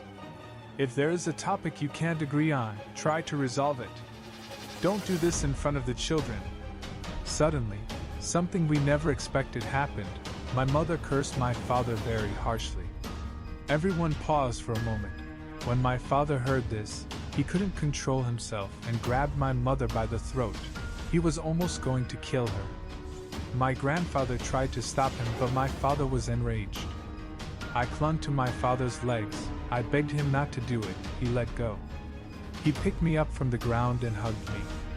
"Okay, don't cry, my girl, don't be afraid." He tried to console me, but I knew how hard it was for him. My father and I went to my room and talked for a while. He couldn't hold back and cried with me. "I want you to sleep with me tonight, Dad," I said. I made room for him in the bed. He lay down next to me and hugged me. It had been a long time. I felt quite safe as I closed my eyes. I wanted to have a good sleep. The most comfortable and safe place for a girl is next to her father. Suddenly at night, I woke up to a clicking sound. My father was not beside me. I got up from the bed trying to figure out where the sound was coming from. It seemed to be coming from the door. Someone was knocking on my door.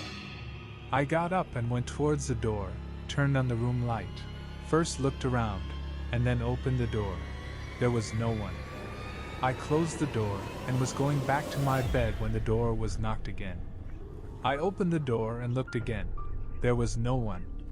This time, I left the door open, turned off the light, and went to my bed. My eyes had adjusted to the darkness, and I could see the surroundings a little.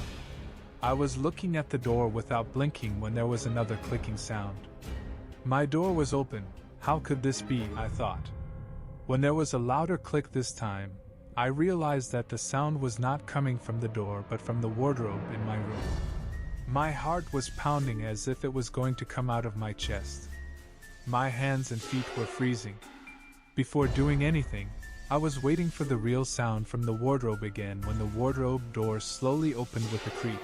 As if a light breeze passed by, suddenly whispers started coming from the room. I started crying. "Dad, where are you?" At one point, I felt someone standing at my feet. I immediately pulled my legs towards me. My fear was increasing. There were multiple presences in the room. I could tell from the footsteps and whispers.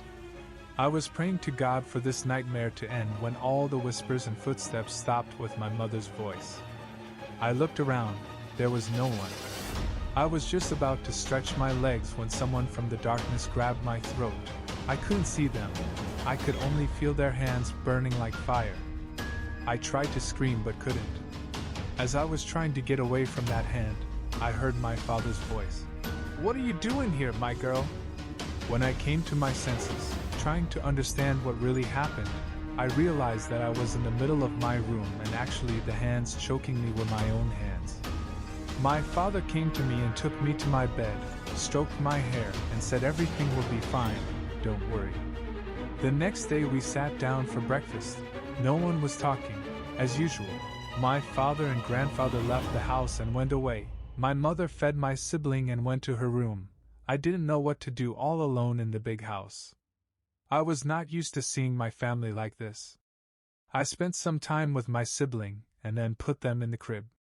I went to my room to read a book. While reading the book, I fell asleep. Suddenly, I woke up startled to my mother's voice. Buse was waiting for me at the door. She said it was urgent. Half awake, half asleep, I went to the door immediately. When I asked what happened to my sibling, she told me that I needed to go somewhere urgently. Even though I said my mother wouldn't allow it, she literally dragged me by holding my arm, not even allowing me to put on my shoes. It didn't go as I expected. When I arrived at the front of my house, it was sealed like the other houses in our neighborhood. I screamed alone in the middle of the street. In response to this scream, those disgusting-looking things on the roofs of the opposite houses started laughing and stoning me. Suddenly, I felt someone hold me and shake me, saying, "Come to yourself, wake up!" When I opened my eyes, I woke up in my bed, drenched in sweat. My mother was trying to wake me up. Although I was glad that what I saw was a nightmare, this did not last long. It had already gotten dark. It was night, and even though my mother called me to the dinner table, I refused to eat. I was lying in my bed trying to perceive the events of life. Even though I wanted to explain this situation to my family, I knew they were not in the right state to listen to it right now. So I just said, I wanted to tell. I left my room and came to the living room. I saw that the house door was open. Who could have left the door wide open and gone somewhere? When I went to the front of the door, my mother was standing at the door holding my sibling, looking outside after my father. I heard a gunshot. The sounds came from my uncle's house. Everyone started running towards my uncle's house. The villagers were gathering around the house. The house started to catch fire spontaneously. As people tried to extinguish it, the flames rose even higher. The screams rising from inside the house were creating horror in everyone. My uncle, his daughter-in-law, and 2 grandchildren lived in that house. He had lost his son in a traffic accident last year. His pain had not yet subsided. From that day on, incessant murders, fires breaking out in houses, women and children disappearing spontaneously, and strange events began to happen. This village was no longer a livable village. One evening, my grandfather came home and said, "Get ready, we're leaving," while trying to hastily get us out of the house. But my mother wasn't listening. She was doing what she knew. My grandfather got angry at her, saying, "How did you become like this? Come on, get ready, we're leaving," and went to his room. As my mother went to the kitchen to take a big knife and wanted to follow him, I tried to stop her but couldn't. She was so strong that she threw me quite far away with a single move. A few seconds later, I heard my grandfather's painful voice ringing in my ears. He was screaming in pain. "What have you done, woman?" When I realized that my mother was no longer herself, I ran out of the house. It was about to get dark. I threw myself into the street and was frantically looking around for someone to help. I thought of our neighbor. I ran to them. Their doors were wide open. Despite calling out several times, no one answered. I didn't know where else to go. I had forgotten my phone at home. I immediately went to my friend Buse's house. I came to the front of the house with fast steps without stopping. I knocked on their door as if to break it. No one opened. But I had no intention of leaving either. After a while, I heard a voice. Someone seemed to be calling me. I looked around, but there was no one.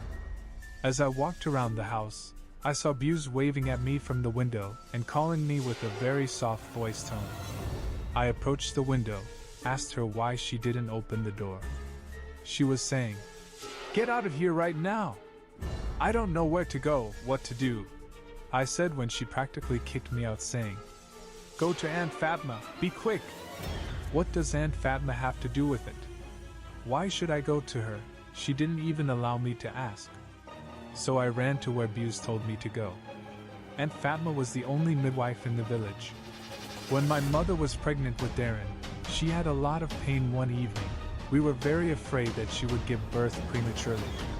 We thought we might not be able to get to the hospital at that hour, and we took her to that woman's house.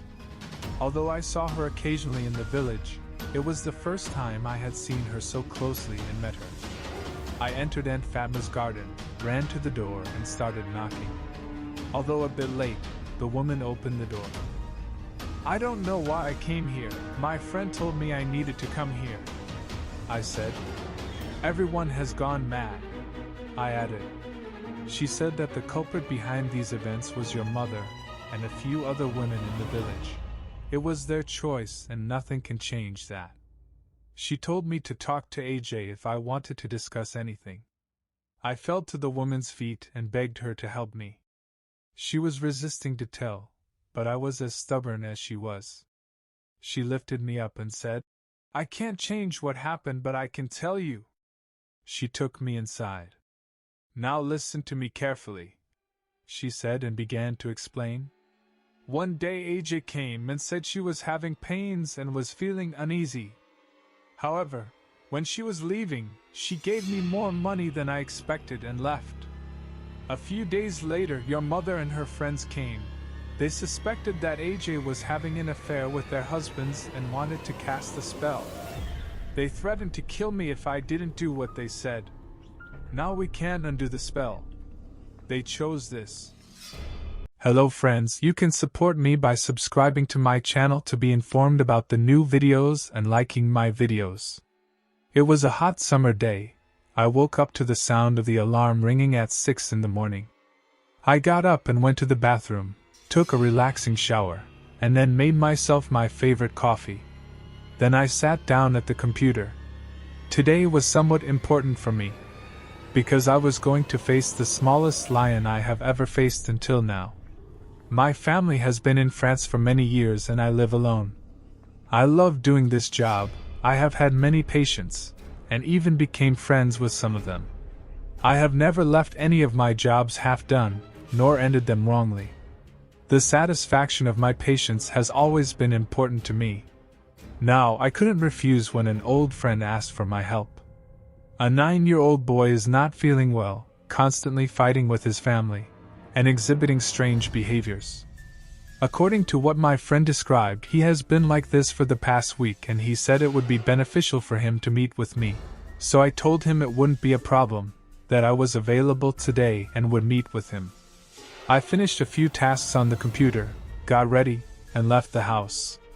I was in the office at 8:30. I had just arrived when the lion I was waiting for came a few minutes later. He was accompanied by his mother, father, and an uncle. I told them that I couldn't take everyone inside, they had to leave the child alone with me. Despite the father's objection, saying, "He's feeling a bit off, let me stay with him at least for today," I couldn't allow it. However, both the mother and the father looked quite bad. In his first session, I thought that maybe having his mother or father by his side, even asking them a few questions, would be beneficial. However, I could only take one person, that child, inside with me. The father entered with the child. As I do in every session, with every patient, I had left the camera on beforehand. I wanted to watch this conversation again later. Although the father looked nervous, the little boy was quite relaxed. To make them more comfortable, I first offered the child to take some candy. He looked at me first, then at the candy, and gently shook his head, indicating that he didn't want it. First, I asked some questions to the child and the father. The answers were quite normal. His name was Semi, and he said he constantly felt tired. I didn't intend to tire him out in the first session anyway. I took part in another session a few days later, and this time I was going to talk to that child alone. A few days later, he came with only his father this time. When I asked whether I should lock the door or leave it open, he didn't respond. Before going to my desk, I turned on the camera. I sat face to face, not behind my desk. I asked him again if he wanted to take some candy. He nodded slightly. Last time we couldn't be alone. If you want, let's start from scratch this time. My name is Melis. What's your name? I asked. He was looking down, not looking at us. This child, who was more active last time, didn't want to talk about anything this time. I gave him some time to relax. But we can't get anywhere if you don't talk like this. Tell me, what do you like? Eating, drinking, traveling? I mean, tell me what you like the most, I said. Still no answer. So I stared at the child. He was constantly rubbing his hands. When I asked him, "Can I hold your hand?" he pulled his hand towards himself and hid those little fingers from me. There was something strange about this little child. Later, I mentioned a superhero name that I thought he would like. Lying to the child, I said, "Do you know, my son loves him too? I can even say he is his favorite." So, which superhero do you like? Don't you have a favorite superhero? How strange. Still no answer from the child. I asked a few more questions again. He didn't answer. There were exactly 3 minutes left to the end of the session. While sitting silently, I was waiting for him to look at my face and say a single word to me when finally my wish came true. He slowly lifted his head from the ground and looked into my eyes. He was trying to answer all the questions I asked in one breath. He was speaking so fast that I had difficulty understanding what he was saying. I was giving all my attention to him. The session was over. Even 5 to 10 minutes had passed. I was still listening to the child. This was not something I normally do. But there was a different energy in this child. I didn't want to interrupt him. The child was speaking without even taking a breath. He was a bit tense while speaking. I saw that his face was red and he needed to breathe. I went to him, put my hand on his shoulder. "Okay, calm down. Everything is fine," I was going to say, when suddenly he started screaming. I had to back off when he screamed. When he saw me backing off, he hesitated. He kept looking at my face. There was a very angry, quite scary smile on his face. He stood up and went towards the door without taking his eyes off me. He opened the door and went out. I was frozen in my place. What were the events that just happened? I was having difficulty making sense of it. I looked at the clock. It was time for me to go home. I was already very tired at work today. Plus, this incident confused me even more. I quickly got ready and went home. As soon as I got home, I threw myself into the shower because I was stifled from the heat. I took a nice shower and wore something comfortable. Then I sat down at the computer, but I couldn't focus. My mind was always on that child. I remembered the camera, but I was too lazy to go back to the office. I said I would examine it when I went to the office tomorrow and went to bed.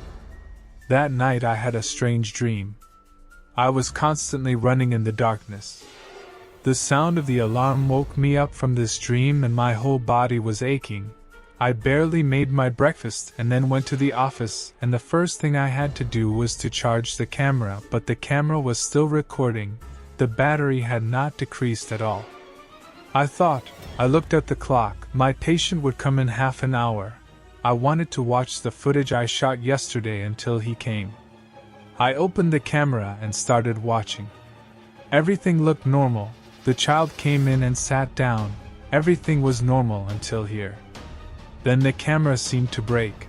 It was not working. What was that? What was that child doing here in the middle of the night? How did he get in here? What am I experiencing like this? The camera had shut down because I threw it on the ground. It was not working. Anyway, I definitely don't remember what I talked to my patient that day, what I told him.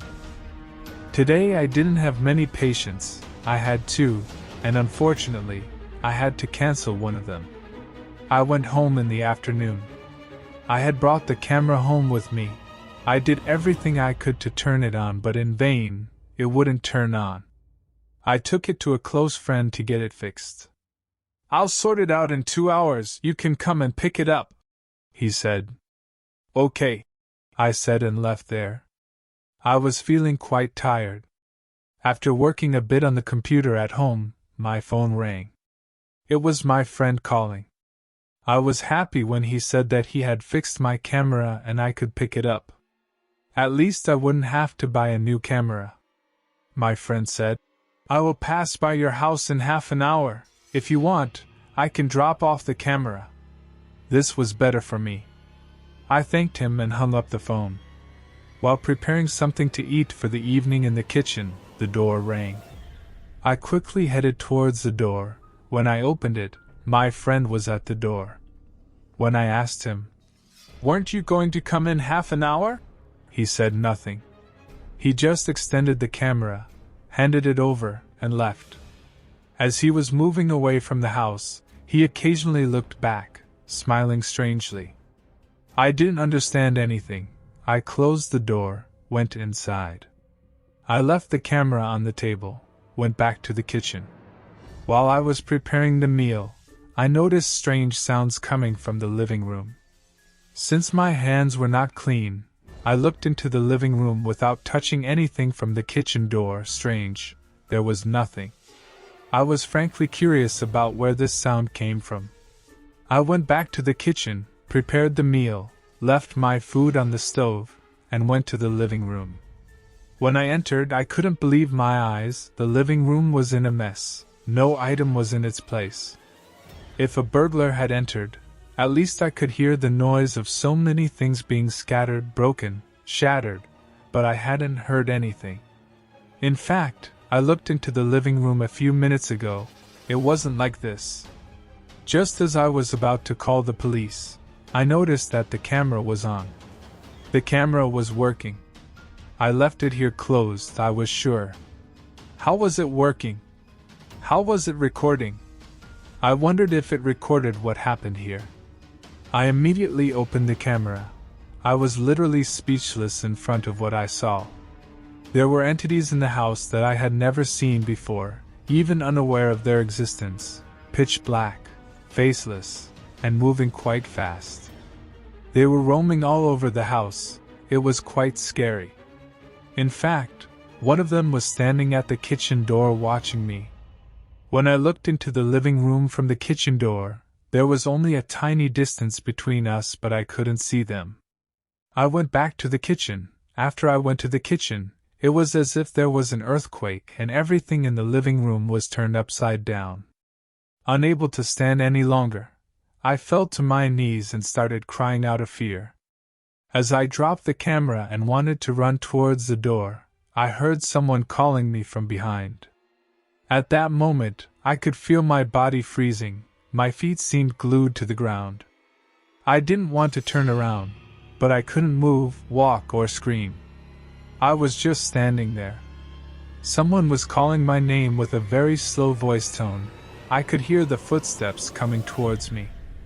I felt someone standing right behind me. They put their hands on my shoulder. They brought their face close to my ear and whispered, "I can feel the warmth of the blood circulating in your veins. I am very curious about its taste."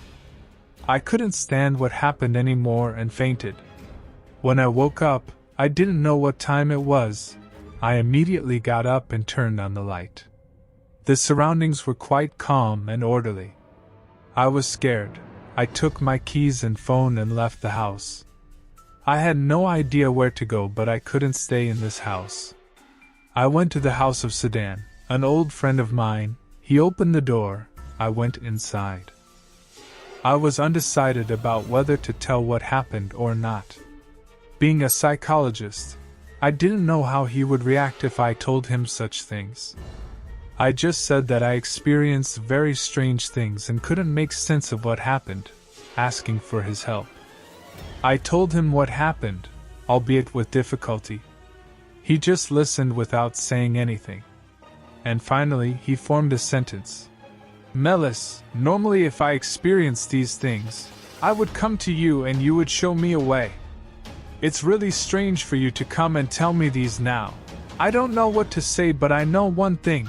What you experienced is not normal at all. You are a smart person. I can't believe you experienced such a thing. I can't say anything. We looked at each other for a few minutes without saying anything. Then Seda said, If you want, I can make a coffee. Let's stay awake and look for a solution. I said that would be good. I went to the kitchen with Seda. After a few minutes, she called me. I went to the kitchen, but Seda wasn't there. However, the coffees were on the table. I thought she called me to take the coffees. I took the coffees and came to the living room. I sat back on the couch, took a sip of coffee, and put it back. The moment I drank the coffee, I had a very bad pain in my stomach. It felt like something was piercing my stomach. Suddenly, I looked at the cup. There was blood in it, not coffee. Just as the teapot on the stove was boiling over, the blood in the coffee cup was doing the same. I couldn't stand it. I ran towards the bathroom to vomit. Seda appeared at the bathroom door. She looked at me sinisterly, smiling at me with a very strange facial expression. She tried to strangle me by tightening my throat. Her eyes were pitch black. She was saying something in a language I didn't understand. It seemed like she was threatening me. My vision was getting dark. I thought I was dying. Then I woke up to Seda's voice. I had fallen asleep on the couch. Seda put her hand on the coffee cup on the table. Are you okay? You were probably having a dream, she said. When I opened my eyes, I realized I had a nightmare. I didn't know whether to be glad that what I saw just now wasn't real or to be upset about why I am experiencing these things. I got up. I think it would be good if I washed my face, I said, and went to the bathroom. I washed my face several times with cold water and came back to myself a little. I went back to the living room and sat next to Seda. Looking into her eyes, I said, Look, you are scaring me too. Don't lose yourself this much. Everything will be fine, trust me. Holding her hand. I didn't sleep at all that night. Seda and I talked until the morning. In the early hours of the morning, I said, I should go home now. I need to change my clothes to go to work. She said, Wear my clothes and go. It's not a problem. Go home, then if you go to work, you will be late. Besides, we didn't sleep all night. Don't tire yourself. Be comfortable. This is your home. You can come and go whenever you want. As she said, I wore Seda's clothes and went to work. Everything was progressing normally. A few days after that incident, I had another session with that child. I was very hesitant about whether to enter that session or accept that patient. However, it was necessary to understand what happened to that child. Therefore, I had to conduct this session not alone but with someone else. I asked a noble friend who does the same job as me. Thankfully, he didn't refuse me. In fact, this time I would record with 2 cameras to secure the job. The session had started. My friend was not saying anything. He was just sitting in a corner and watching. I asked the child a few things again. His head was down again. This time my perspective had changed while asking him questions. Because what I saw on the camera and the events I experienced changed my perspective. I definitely couldn't talk to him. Whatever I asked remained unanswered. The session was over. When I told him that the session was over and we could meet in the next session, he raised his head and looked into my eyes. He wasn't saying anything, just looking. When he looked, I felt my body lock. It was exactly the same as the event I experienced in my house before. I had felt a hand on my shoulder. Those hands were slowly wrapping around my throat again. At that moment, my friend couldn't understand why I wasn't reacting. We were looking at each other with the child. His eyes suddenly turned black and he fell to the ground, breaking his own neck. I closed my eyes and started screaming. I couldn't stop the tears flowing from my eyes. I was shouting to keep that child away from me. My friend took me to the hospital. They gave me a sedative injection. I was thinking but couldn't respond. In the hospital room, staring at the ceiling, my friend sat next to me and held my hand. "Melis, what happened to you? I have known you for years. You are not such a weak person. Please tell me what you are thinking, what you are feeling," he said as my phone rang. Erdem answered my phone, spoke for a few seconds, and hung up. He turned to me and said, "The person who repaired your camera called. A guy named Selim was asking why you haven't picked up the camera yet."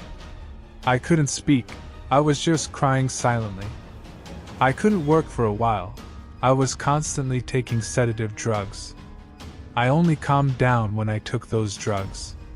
The terrifying entities in front of my eyes, the hands pulling me from my feet while sleeping at night, the entities sleeping with me in my bed, I couldn't react to any of them.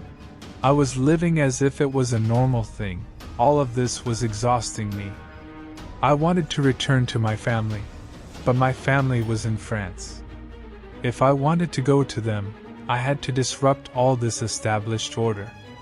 I had to leave my husband, office, car, and house here and go. It was very difficult for me. My life was in danger. However, I didn't know whether this danger would follow me wherever I went, whether it would leave me alone. The only thing I could do was to take those drugs and walk around like a dead person. A few weeks had passed since this incident. I was about to go completely insane. I wasn't talking to my family. I wasn't seeing them. Frankly, I couldn't look at the phones. Only occasionally my friends were coming to check if I was okay. One day in the afternoon my door rang. My friend was there, and with him was a woman in her 50s. When I opened the door, I invited Mr. Serdar and his guest inside. I asked him who this woman was. He said she was someone who could help you. The woman looked at me carefully and then said, "What happened to you?" She was looking into my eyes. She took my face into her palms and looked into my eyes. At that moment, it was as if a storm broke out inside me. I started crying. It felt like this was the person I had been waiting for a long time, the person who would be the solution to my problem. I couldn't stand it and started crying. When my friend saw me like this, he immediately stood up to try to calm me down. But the woman didn't allow it. She said, "Leave her to me." She laid me down on the couch, put her hand on my forehead, closed her eyes, and said, "Just bring to mind what you have experienced so far." I did as she said, trying to bring to mind what I had experienced. It was very difficult for me, but if I did what she said, it felt like it would give me peace. A few minutes later, she took her hand off my forehead, took out a blank paper and pen from her bag, and started writing something.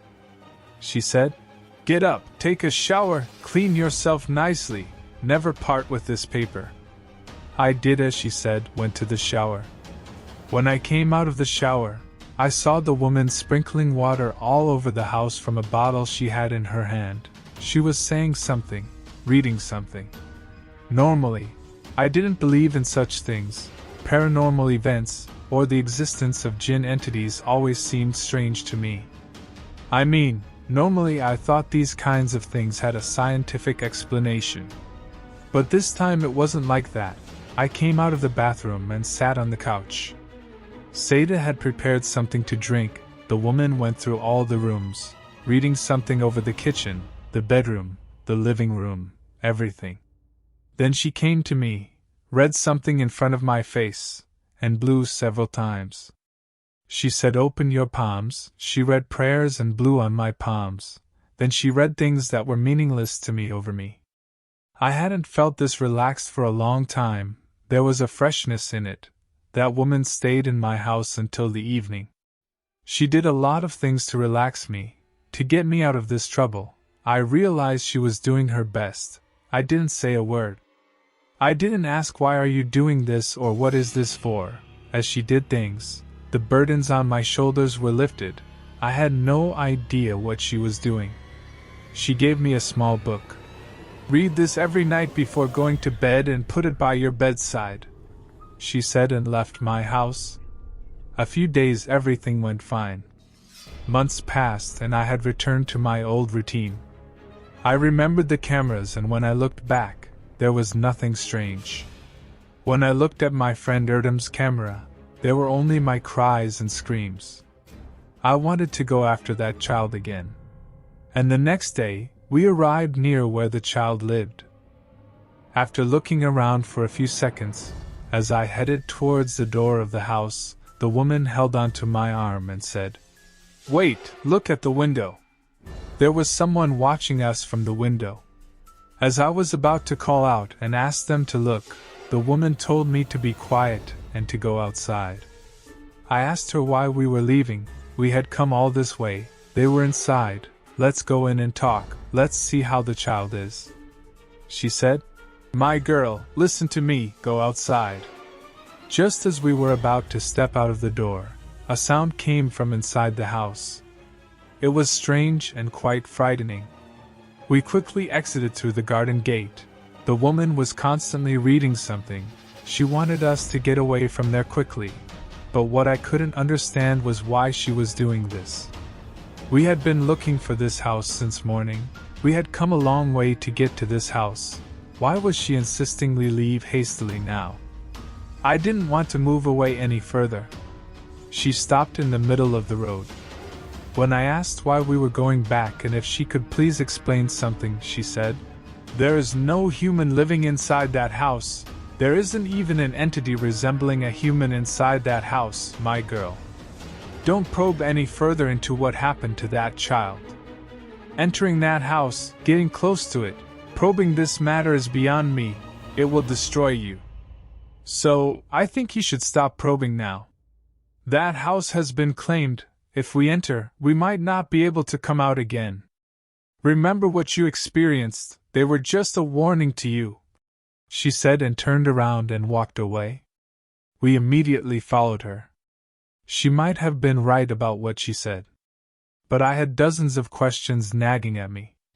What happened to the child? I had no idea, not even a single clue. What had happened to the child? What happened to his family? Who were the entities watching us from the window of the house? The sounds coming from the house, and many more unexplained questions. I didn't know what was happening. All of these left me questions. This was the first time something like this had happened to me. Maybe if that woman wasn't there, I would have entered and never been able to come out. I don't know what would have happened to me. I experienced something I will never forget in my life. I gave years to work in this field, to be successful in this field. I studied, took lessons, and understood that some things are taught to you by life. You can learn some things without reading. Instead of spending years learning some things, you can take the lesson of your life in a few days. I couldn't get over this incident for a long time, and I couldn't tell anyone either. There are many things that I am afraid to articulate. I just want you to know that life is sometimes very strange. It doesn't go as you want. You plan different things, but life has already made a plan for you. That's the end of the story. Thank you for listening. Don't forget to subscribe. Hello my friends. To be informed about the newly arriving videos, you can subscribe to my channel and support me by liking my videos. Enjoy listening. Early in the morning, I had to get ready for a job interview. I got out of bed tired and exhausted, and headed to the kitchen. I washed my face in the sink, and then looked out of the kitchen window. Despite the early hour, the temperature was high. I opened the fridge door, looked inside for a few seconds, then closed it again. I took a bite from the half pizza left on the table from the night before, and immediately had to spit it out. It tasted extremely bad. There was nothing to eat in the house. I went to my room, chose the cleanest pair of pants from among the scattered laundry, and paired it with a shirt. I dressed quickly, sprayed a good amount of perfume since I didn't feel like showering. I had to leave home before it got too late. I didn't want to be late for the job interview and lose the opportunity, especially since I was running out of money. This job was urgently needed. I immediately left home and went to the job interview, but when I arrived, I realized that it was the 8th of the month. I should have been there for the interview yesterday. How could I make such a mistake? I scolded myself. I had become like my irresponsible friends, wandering and hanging out. I had begged my family for months, saying I wanted to live alone in my own house, but nothing turned out as I had imagined. Anyway, that opportunity had slipped away. On my way home, I realized I was hungry. With the little money I had left in my pocket, I bought myself a toast. I sat at a table in the cafe's garden and had my breakfast and lunch together. I couldn't ask for money from my father. Even if I asked, he wouldn't give it. After finishing my meal, I headed home. I didn't have money to go anywhere, and no other place to go apart from my home. I went home, took a cold shower, and sat on the couch. I fell asleep watching TV until the evening. When I woke up, the sky was almost dark. The only time I could feel a bit relaxed was when I was asleep. When I woke up, all the troubles were coming to mind and I was getting headaches. While I was looking at the empty wall and thinking about these things, my phone rang. It was one of my friends who couldn't even do good for himself. I was undecided about whether to answer the phone or not, but he insisted. As soon as I answered the phone, he said, "Get ready, I'm coming to pick you up. We're going to have the time of our lives tonight," and hung up before I could respond. Actually, I needed to blow off steam too. I dressed up and got ready, and that night was really good. But he was insistent about me answering the phone. As soon as I answered it, he said, "Get ready, I'm coming to pick you up. We're going to have the time of our lives tonight," and hung up before I could even reply. Actually, I needed to unwind too. I got dressed and prepared myself. That night really turned out to be good. My friend was dropping me home in his car when I felt really uncomfortable on the way. I asked him to stop and said that I wanted to walk the rest of the way. I had hardly taken a few steps after getting out of the car when I couldn't help but throw up everything I had eaten and drunk. I had apparently overdone it. I pulled myself together and continued on my way. A bit farther, a man was sitting on a bench trying to open a book in his hand. This man, who looked quite angry, was drunk. He turned the first pages of the book here and there, swearing heavily before throwing the book and then getting up and leaving. The man looked a bit strange. So, I waited for him to move away a bit.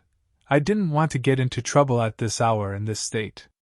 After the man moved away, I continued on my way. The book had fallen right in the middle of the road. As I passed by, it caught my attention. At first, I nudged it gently with the tip of my foot. I wanted to see what was inside. After I touched the book, it literally glowed. Overcome by curiosity, I picked up the book. I quickly brought it home, hoping no one would see. I don't know why, but there was an excitement inside me about this book, as if gold would come out of it. "It's just a book, what's there to be excited about?" I tried to calm myself, but in vain. As soon as I came home, I sat on the couch, pulled the small coffee table to one side, and tried to open the book but couldn't. I checked to see if there was some secret lock or something. After struggling a bit, and not being able to open it, I turned on the TV and started watching. I fell asleep in front of the TV. I woke up with a start. I don't think I slept much because the program on TV hadn't finished yet. This program always ends at 11:30. Friends, when I looked at the clock, it was 12. As I wanted to turn off the TV and go to my room, I saw that the cover of the book that was in front was open. Excited, I wanted to examine it. On the first page it said, "Set the rules in your life, don't hesitate to express what you want. Life is yours. The rule is yours." On the next page, there was a question asking, "How do you feel today?" I stood up to write an answer there, took the black pen standing next to the TV and wrote, "I am tired." It seemed to be some kind of diary. On the next page, it asked me to write a wish I wanted to come true. It was hope. I had to write it directly on this page. I leaned back and thought about what I wanted. For a moment, I involuntarily smiled, saying to myself, "Now our business has come down to these blank papers." As I wanted to write a random wish, my eye caught the mess around and, feeling somewhat silly, I found myself writing, "Why do I want my house to be spotlessly clean when I wake up?" and closed it. I went to my room and slept. I woke up with the sun shining into my eyes. It was almost noon. I didn't want to get out of bed at all. My father had paid the house rent for a year recently. She insisted I pick up the phone. As soon as I answered, she said, "Get ready, I'm coming to pick you up. We're going to have the time of our lives tonight," and hung up before I could reply. I really needed to blow off some steam anyway. I dressed up and got ready. That night truly was wonderful. As my friend was driving me home, I suddenly felt very unwell. I asked her to stop the car and said I wanted to walk the rest of the way home. I stepped out of the car and had only walked a few steps when I couldn't hold it in any more and threw up everything I had consumed. I had clearly overdone it. After regaining my composure, I continued walking and noticed a man trying to open a book while sitting on a bench a little way ahead. The man seemed quite angry and drunk, flipping the book here and there while swearing heavily before throwing the book away and walking off. He looked a bit strange, so I waited for him to move away. I didn't want any trouble at this hour in this state. After he was gone, I continued on my path. The book had fallen right in the middle of the road. As I passed by, it caught my attention. At first, I nudged it slightly with my foot to see what was inside. The moment I touched the book, it practically glowed. My curiosity got the better of me, and I picked up the book, quickly heading home so no one would see me. I don't know why, but I felt the kind of excitement about this book as if there was gold inside. It's just a book, what's there to be excited about? I tried to calm myself down, but to no avail. As soon as I got home, I sat on the couch, pulled the small table towards me, and tried to open the book, but couldn't. I checked to see if there was some kind of secret lock, but, after struggling for a while and not being able to open it, I turned on the TV and started watching. I must have fallen asleep in front of the TV because I woke up with a start. I don't think I slept much because the program on TV hadn't finished yet. This program always ends at 11:30, and when I checked the time, it was 12 o'clock. As I was about to turn off the TV and head to my room, I noticed that the cover of that book was open. Excited, I approached it to explore, and on the first page it read, "Set your own rules in life. Don't hesitate to express your desires. Life is yours, the rule is yours." On the next page, there was a question asking how I felt today.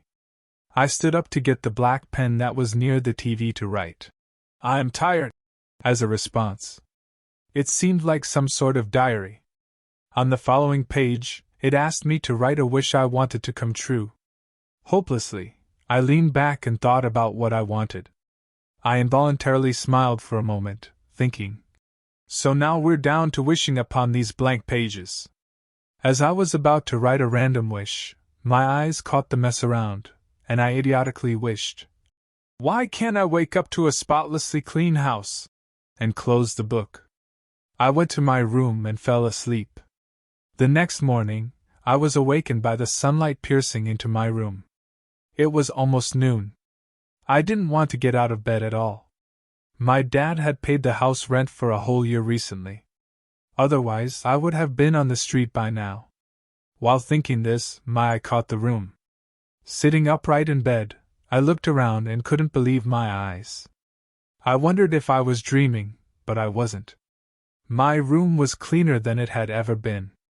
I jumped out of bed and dashed to the living room, then to the kitchen. My house was sparkling clean. I immediately rushed over to the diary, but no matter what I did, I couldn't open it. I struggled for at least 2 hours. The cover of the diary was quite thick and had a relief of a symbol I couldn't understand. It seemed like the book only opened at my disposal. For the first time in my life, I was witnessing something like this. I was waiting for the diary to open itself, and at midnight, it finally did. On the next page, there was the same question asking how I felt today. I responded by writing, "I am excited." Seeing that I had another wish on the following page, I was very happy. While thinking about what to wish for, I wished for a bag full of money. Wasn't this what I needed the most? After writing down my wish, I closed the cover of the book. That night, I couldn't sleep and must have dozed off towards the morning. When I woke up, it was 11 a.m. I jumped out of bed and went to the living room but couldn't see a bag full of money anywhere. I sat down on the couch and took the diary in my hands again. It seemed like it was locked forever. As I was about to throw it against the wall, the doorbell rang. I thought it was one of my irresponsible friends again. When I opened the door, I saw no one, but there was a black bag left there. Just as I was about to complain about someone leaving their trash there, I wondered if this bag could be mine. I placed the bag on the floor and peeked inside. I couldn't believe my eyes. I took the bag and ran into the house, turning it upside down and pouring all the money in the middle of the room. I was going crazy with joy. There was even more money here than I had imagined. Now I could live the life I desired. I quickly put all the money back in the bag and hid it under my bed. After getting ready, I went out. I was eagerly waiting to come back home after a wonderful day to make my new wish come true before 12 a.m. I entered the house slightly drunk and threw myself on the couch. I looked at the clock. There was only 1 minute left until midnight. I leaned back, wishing for that 1 minute to pass quickly. A minute later, the cover of the diary opened by itself. It was asking how I was feeling today. I wrote, "Great," as the answer. Then it asked me for a new wish today. I took a deep breath, smiled and looked at the ceiling, unsure of what to wish for. Suddenly I remembered Layla, whom I had pursued for exactly 2 years, asked out many times, forgiven, but was rejected in a humiliating way. I wanted her. I was still obsessed with her. I wanted her to come crawling back to me. I immediately grabbed a pen and wished that Layla would literally become a dog following me. Yes, I wanted this very much. I wrote down my wish and closed the notebook. I didn't even have the energy to go to my bed that night. I fell asleep on the couch. I woke up to the sound of the doorbell in the morning. My head was splitting. I had definitely overdone it with the alcohol. I was having trouble coming to my senses. I struggled to get up and headed towards the door. When I opened it, I couldn't believe my wish had come true. I closed the door again and opened it. Layla was at the door, much more beautiful than before. When I asked her if she wanted to come in, she smiled, looking into my eyes, and entered without saying anything. I closed the door and asked her if she would ever come here.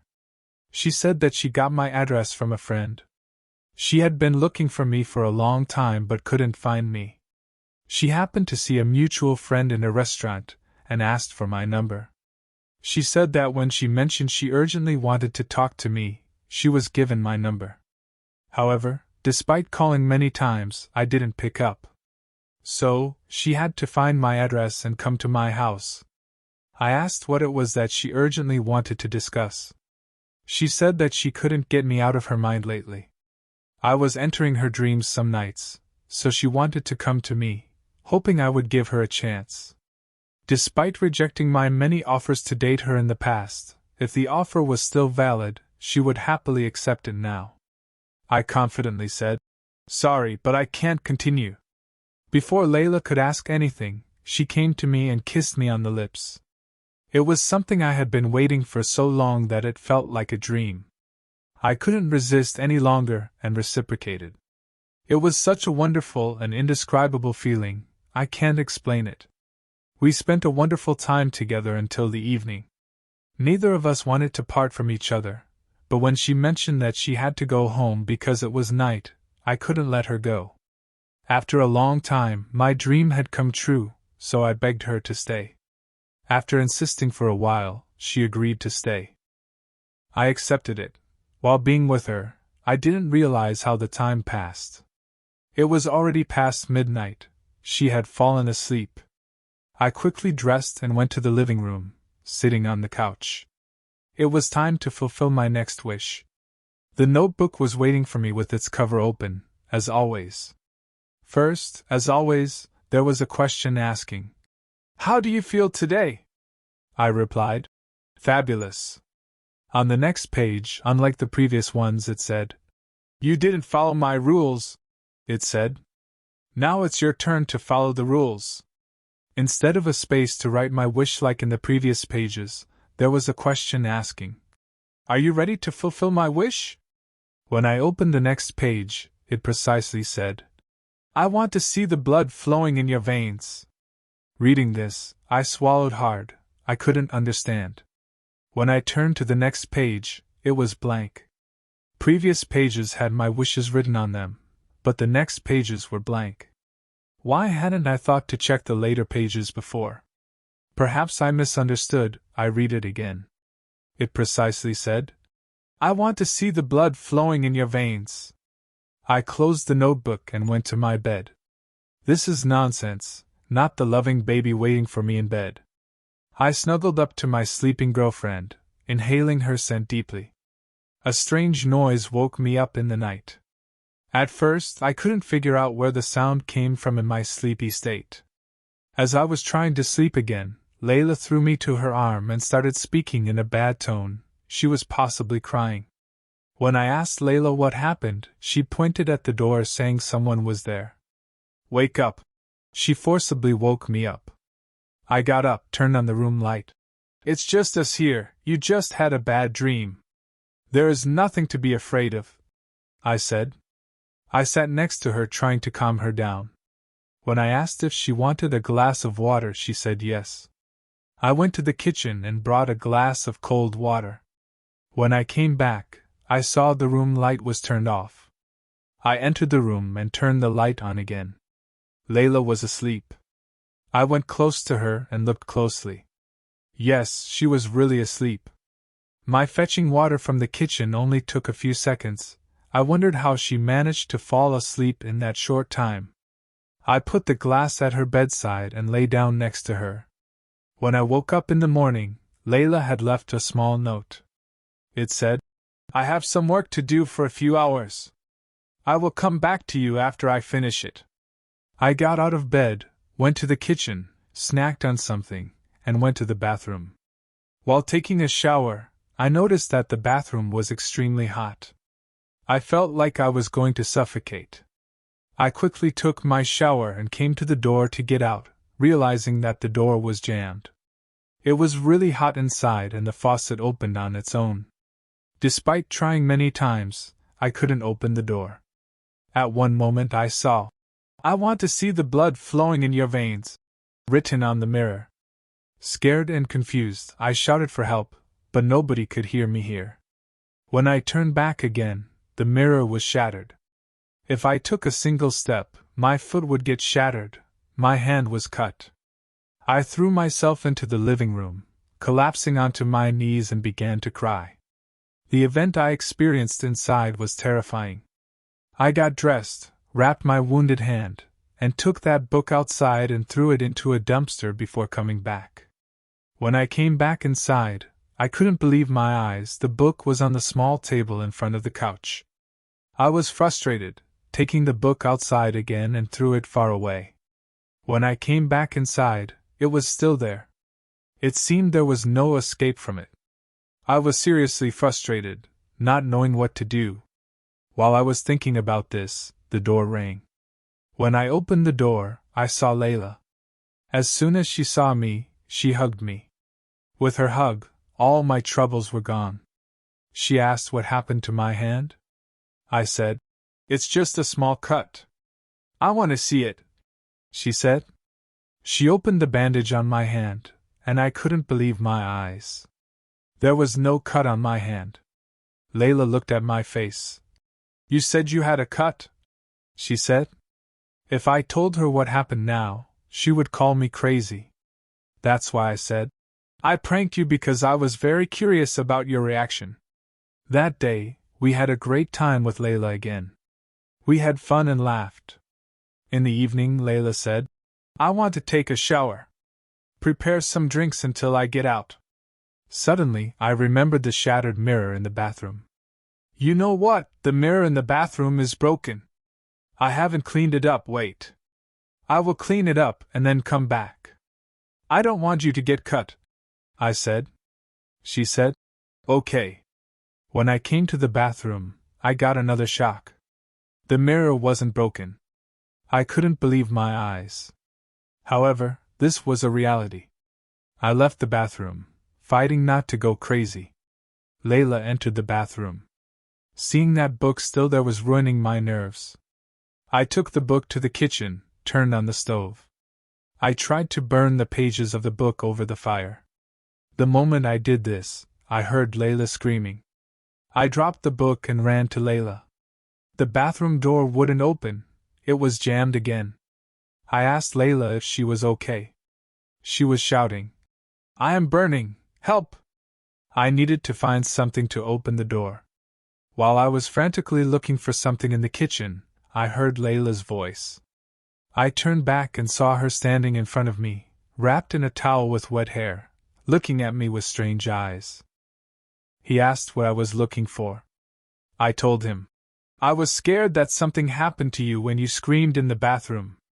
I tried to open the door but it was jammed." When I said that, he replied, "No, I didn't scream. In fact, I didn't even lock the door was open." Anyway, he asked if I prepared some drinks, and I said, Yes, I am preparing them now." We placed our drinks on the table. It was nice. He asked me to open a movie and said, "I am going to put on something comfortable. I will be right back." As he left, I felt my knees trembling. I leaned on the table and bowed my head down, feeling like I was losing my mind. I pulled the chair and sat down trying to understand what was happening. Then I heard Layla's voice again, asking what I was doing here. When I lifted my head, she was standing at the kitchen door, wrapped in a robe with her wet hair. When I asked why she was still not dressed, she said she had just come out of the bath and would come back after putting on something comfortable. Now there was nothing I could do. I had to accept my fate. I should wait until midnight to see what was written in the notebook, I said. After getting some drinks, I went to the living room. Layla and I sat down and watched something. Later we moved to the bedroom. It was only a few minutes to 12 o'clock. However, I couldn't resist and fell asleep. When I opened my eyes, I rushed out of bed to the couch. The notebook was waiting for me open. I sat on the couch and looked at what was written there. It was asking, "How are you feeling today?" To the diary, I forcefully replied, "Terrible," and then saw that it instructed me to kill her, referring to Layla. I couldn't do this. I couldn't hurt her.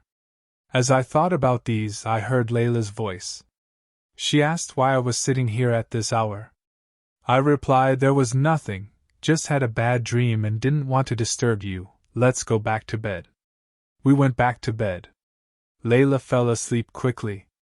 I couldn't sleep, wondering what I was going to do. What if it forces me again? What if it corners me again? I was muttering. Suddenly Layla woke up with a jolt and started screaming. I tried to calm her down, telling her that I was with her and she didn't need to be afraid. I just said it was a terrible dream, but I couldn't stop her. "You don't believe me, you are treating me like I am crazy. I want to leave this house," she said as she ran towards the door, her screams filling the house. Everyone would hear, so I had to hold her. When I touched her, she went crazy. I only covered her mouth to prevent her from screaming. I didn't intend to hurt her, but shortly she fainted in my arms. I tried to wake her up, but it didn't work. Suddenly, her body turned purple and I froze. I didn't know what to do. Her heartbeat had stopped. I was really scared. Being breathless for such a short time couldn't have killed her. No, I didn't do this. She didn't die because of me. I started crying. It was too late. Even if I wanted to call my friend and explain what happened, I immediately gave up this thought. I took Layla to the bathroom and closed the door. I couldn't sleep all night. Every time I closed my eyes, the image of Layla came before me. The happiness I experienced in these few days was too much for me. I didn't deserve this much happiness. It was all because of that diary. When I woke up in the morning, I had to find a way to destroy that diary. I don't know when I fell asleep at night. When I woke up, it was almost evening. I opened my eyes and looked around. I literally hated myself. I got up from the bed and went to the living room, picked up the diary, and while thinking about how to destroy it, I heard the voices. I stood up. It was Layla. She was preparing something to eat in the kitchen. She came and hugged me. "I have been trying to wake you up since morning. Why are you so lazy?" "Of course, if we watch movies until midnight this happens," she said and kissed my cheek and went back to the kitchen. I quickly went to the bathroom. I opened the door and looked. Layla wasn't there. So, she hadn't died? I was very happy. Suddenly it occurred to me, was everything I experienced last night just a dream? Whether it was a dream or reality, I didn't care. Layla was with me at the moment. Knowing that she was alive made me very happy and made me forget all my troubles.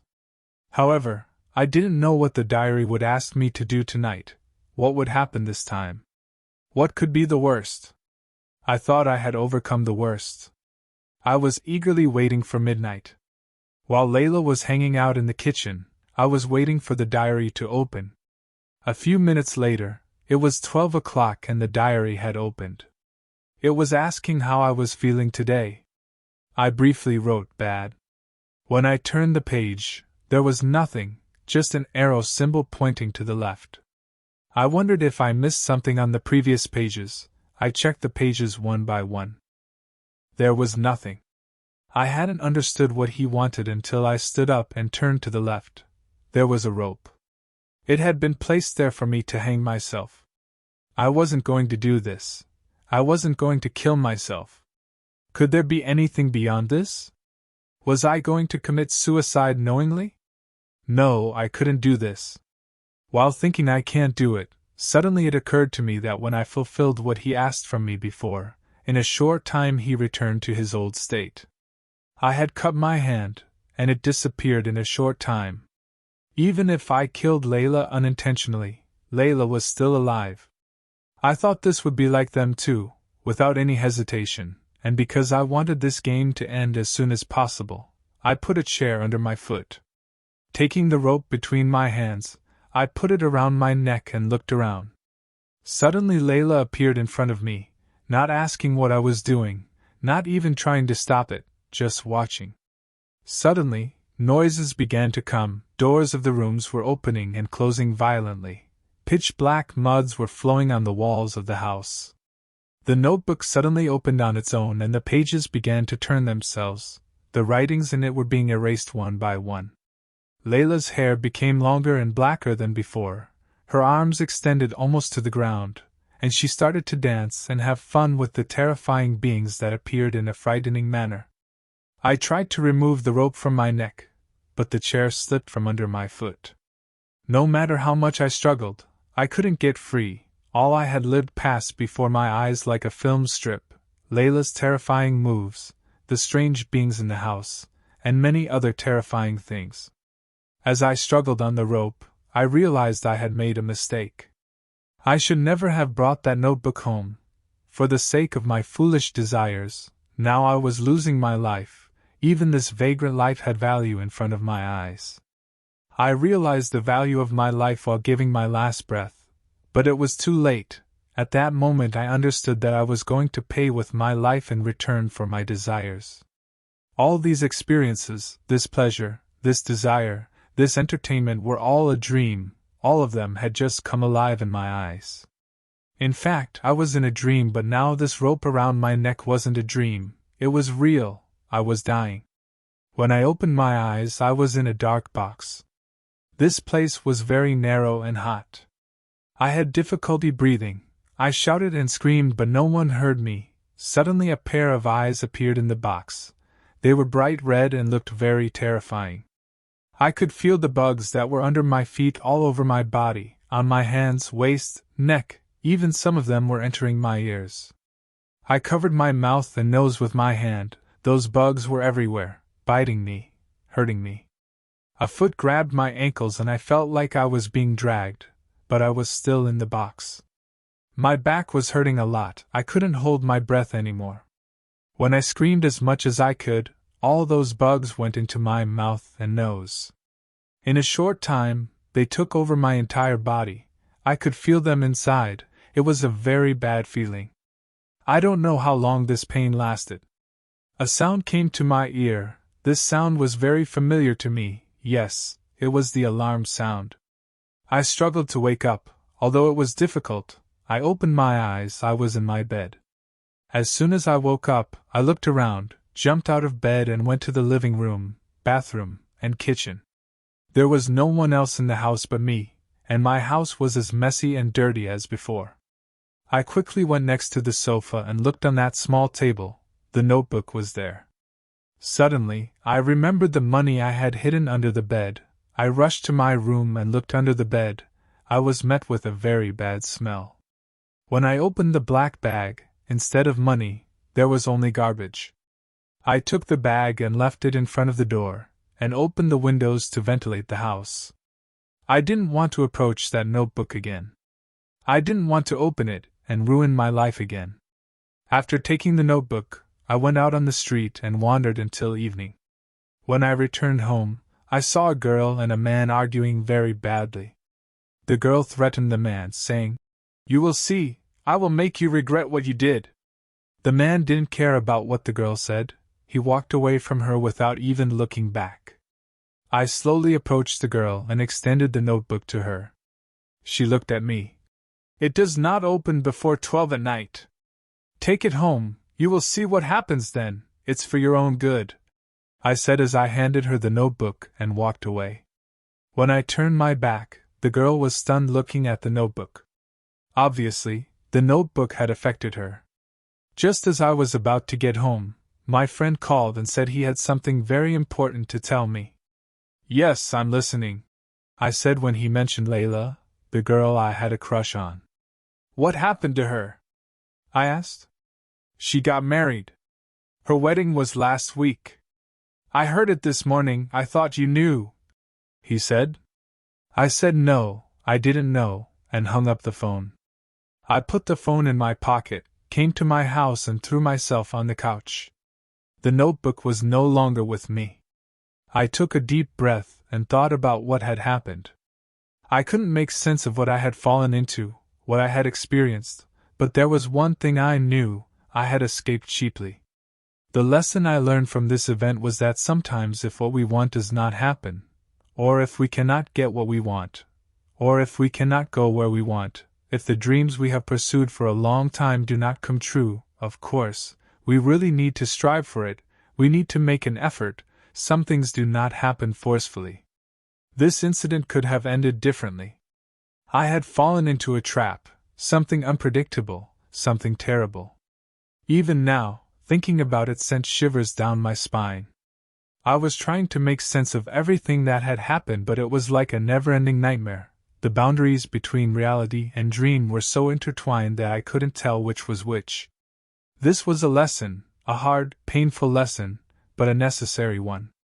I learned the hard way that not everything we desire can be acquired, and that sometimes what seems to be a blessing can turn into a curse, a terrifying, life-threatening curse. I couldn't shake the feeling that I had escaped something horrible, something that could have ended much worse. I could really have been in that grave, unable to ever get out. Layla could have truly died right there. What would have become of my life? From that day on, I understood the value of my life better. I made an effort to get a proper job and tried to bring some order to my life. And I succeeded. My home was no longer as messy as before, and I met a new girl. Everything is progressing well. I hope that the girl I gave the notebook to asked for something in return from the notebook that she could handle. Maybe she set it aside without using it at all. I hope that's what happened. That's the end of the story, friends. Thank you for listening. I love you all very much.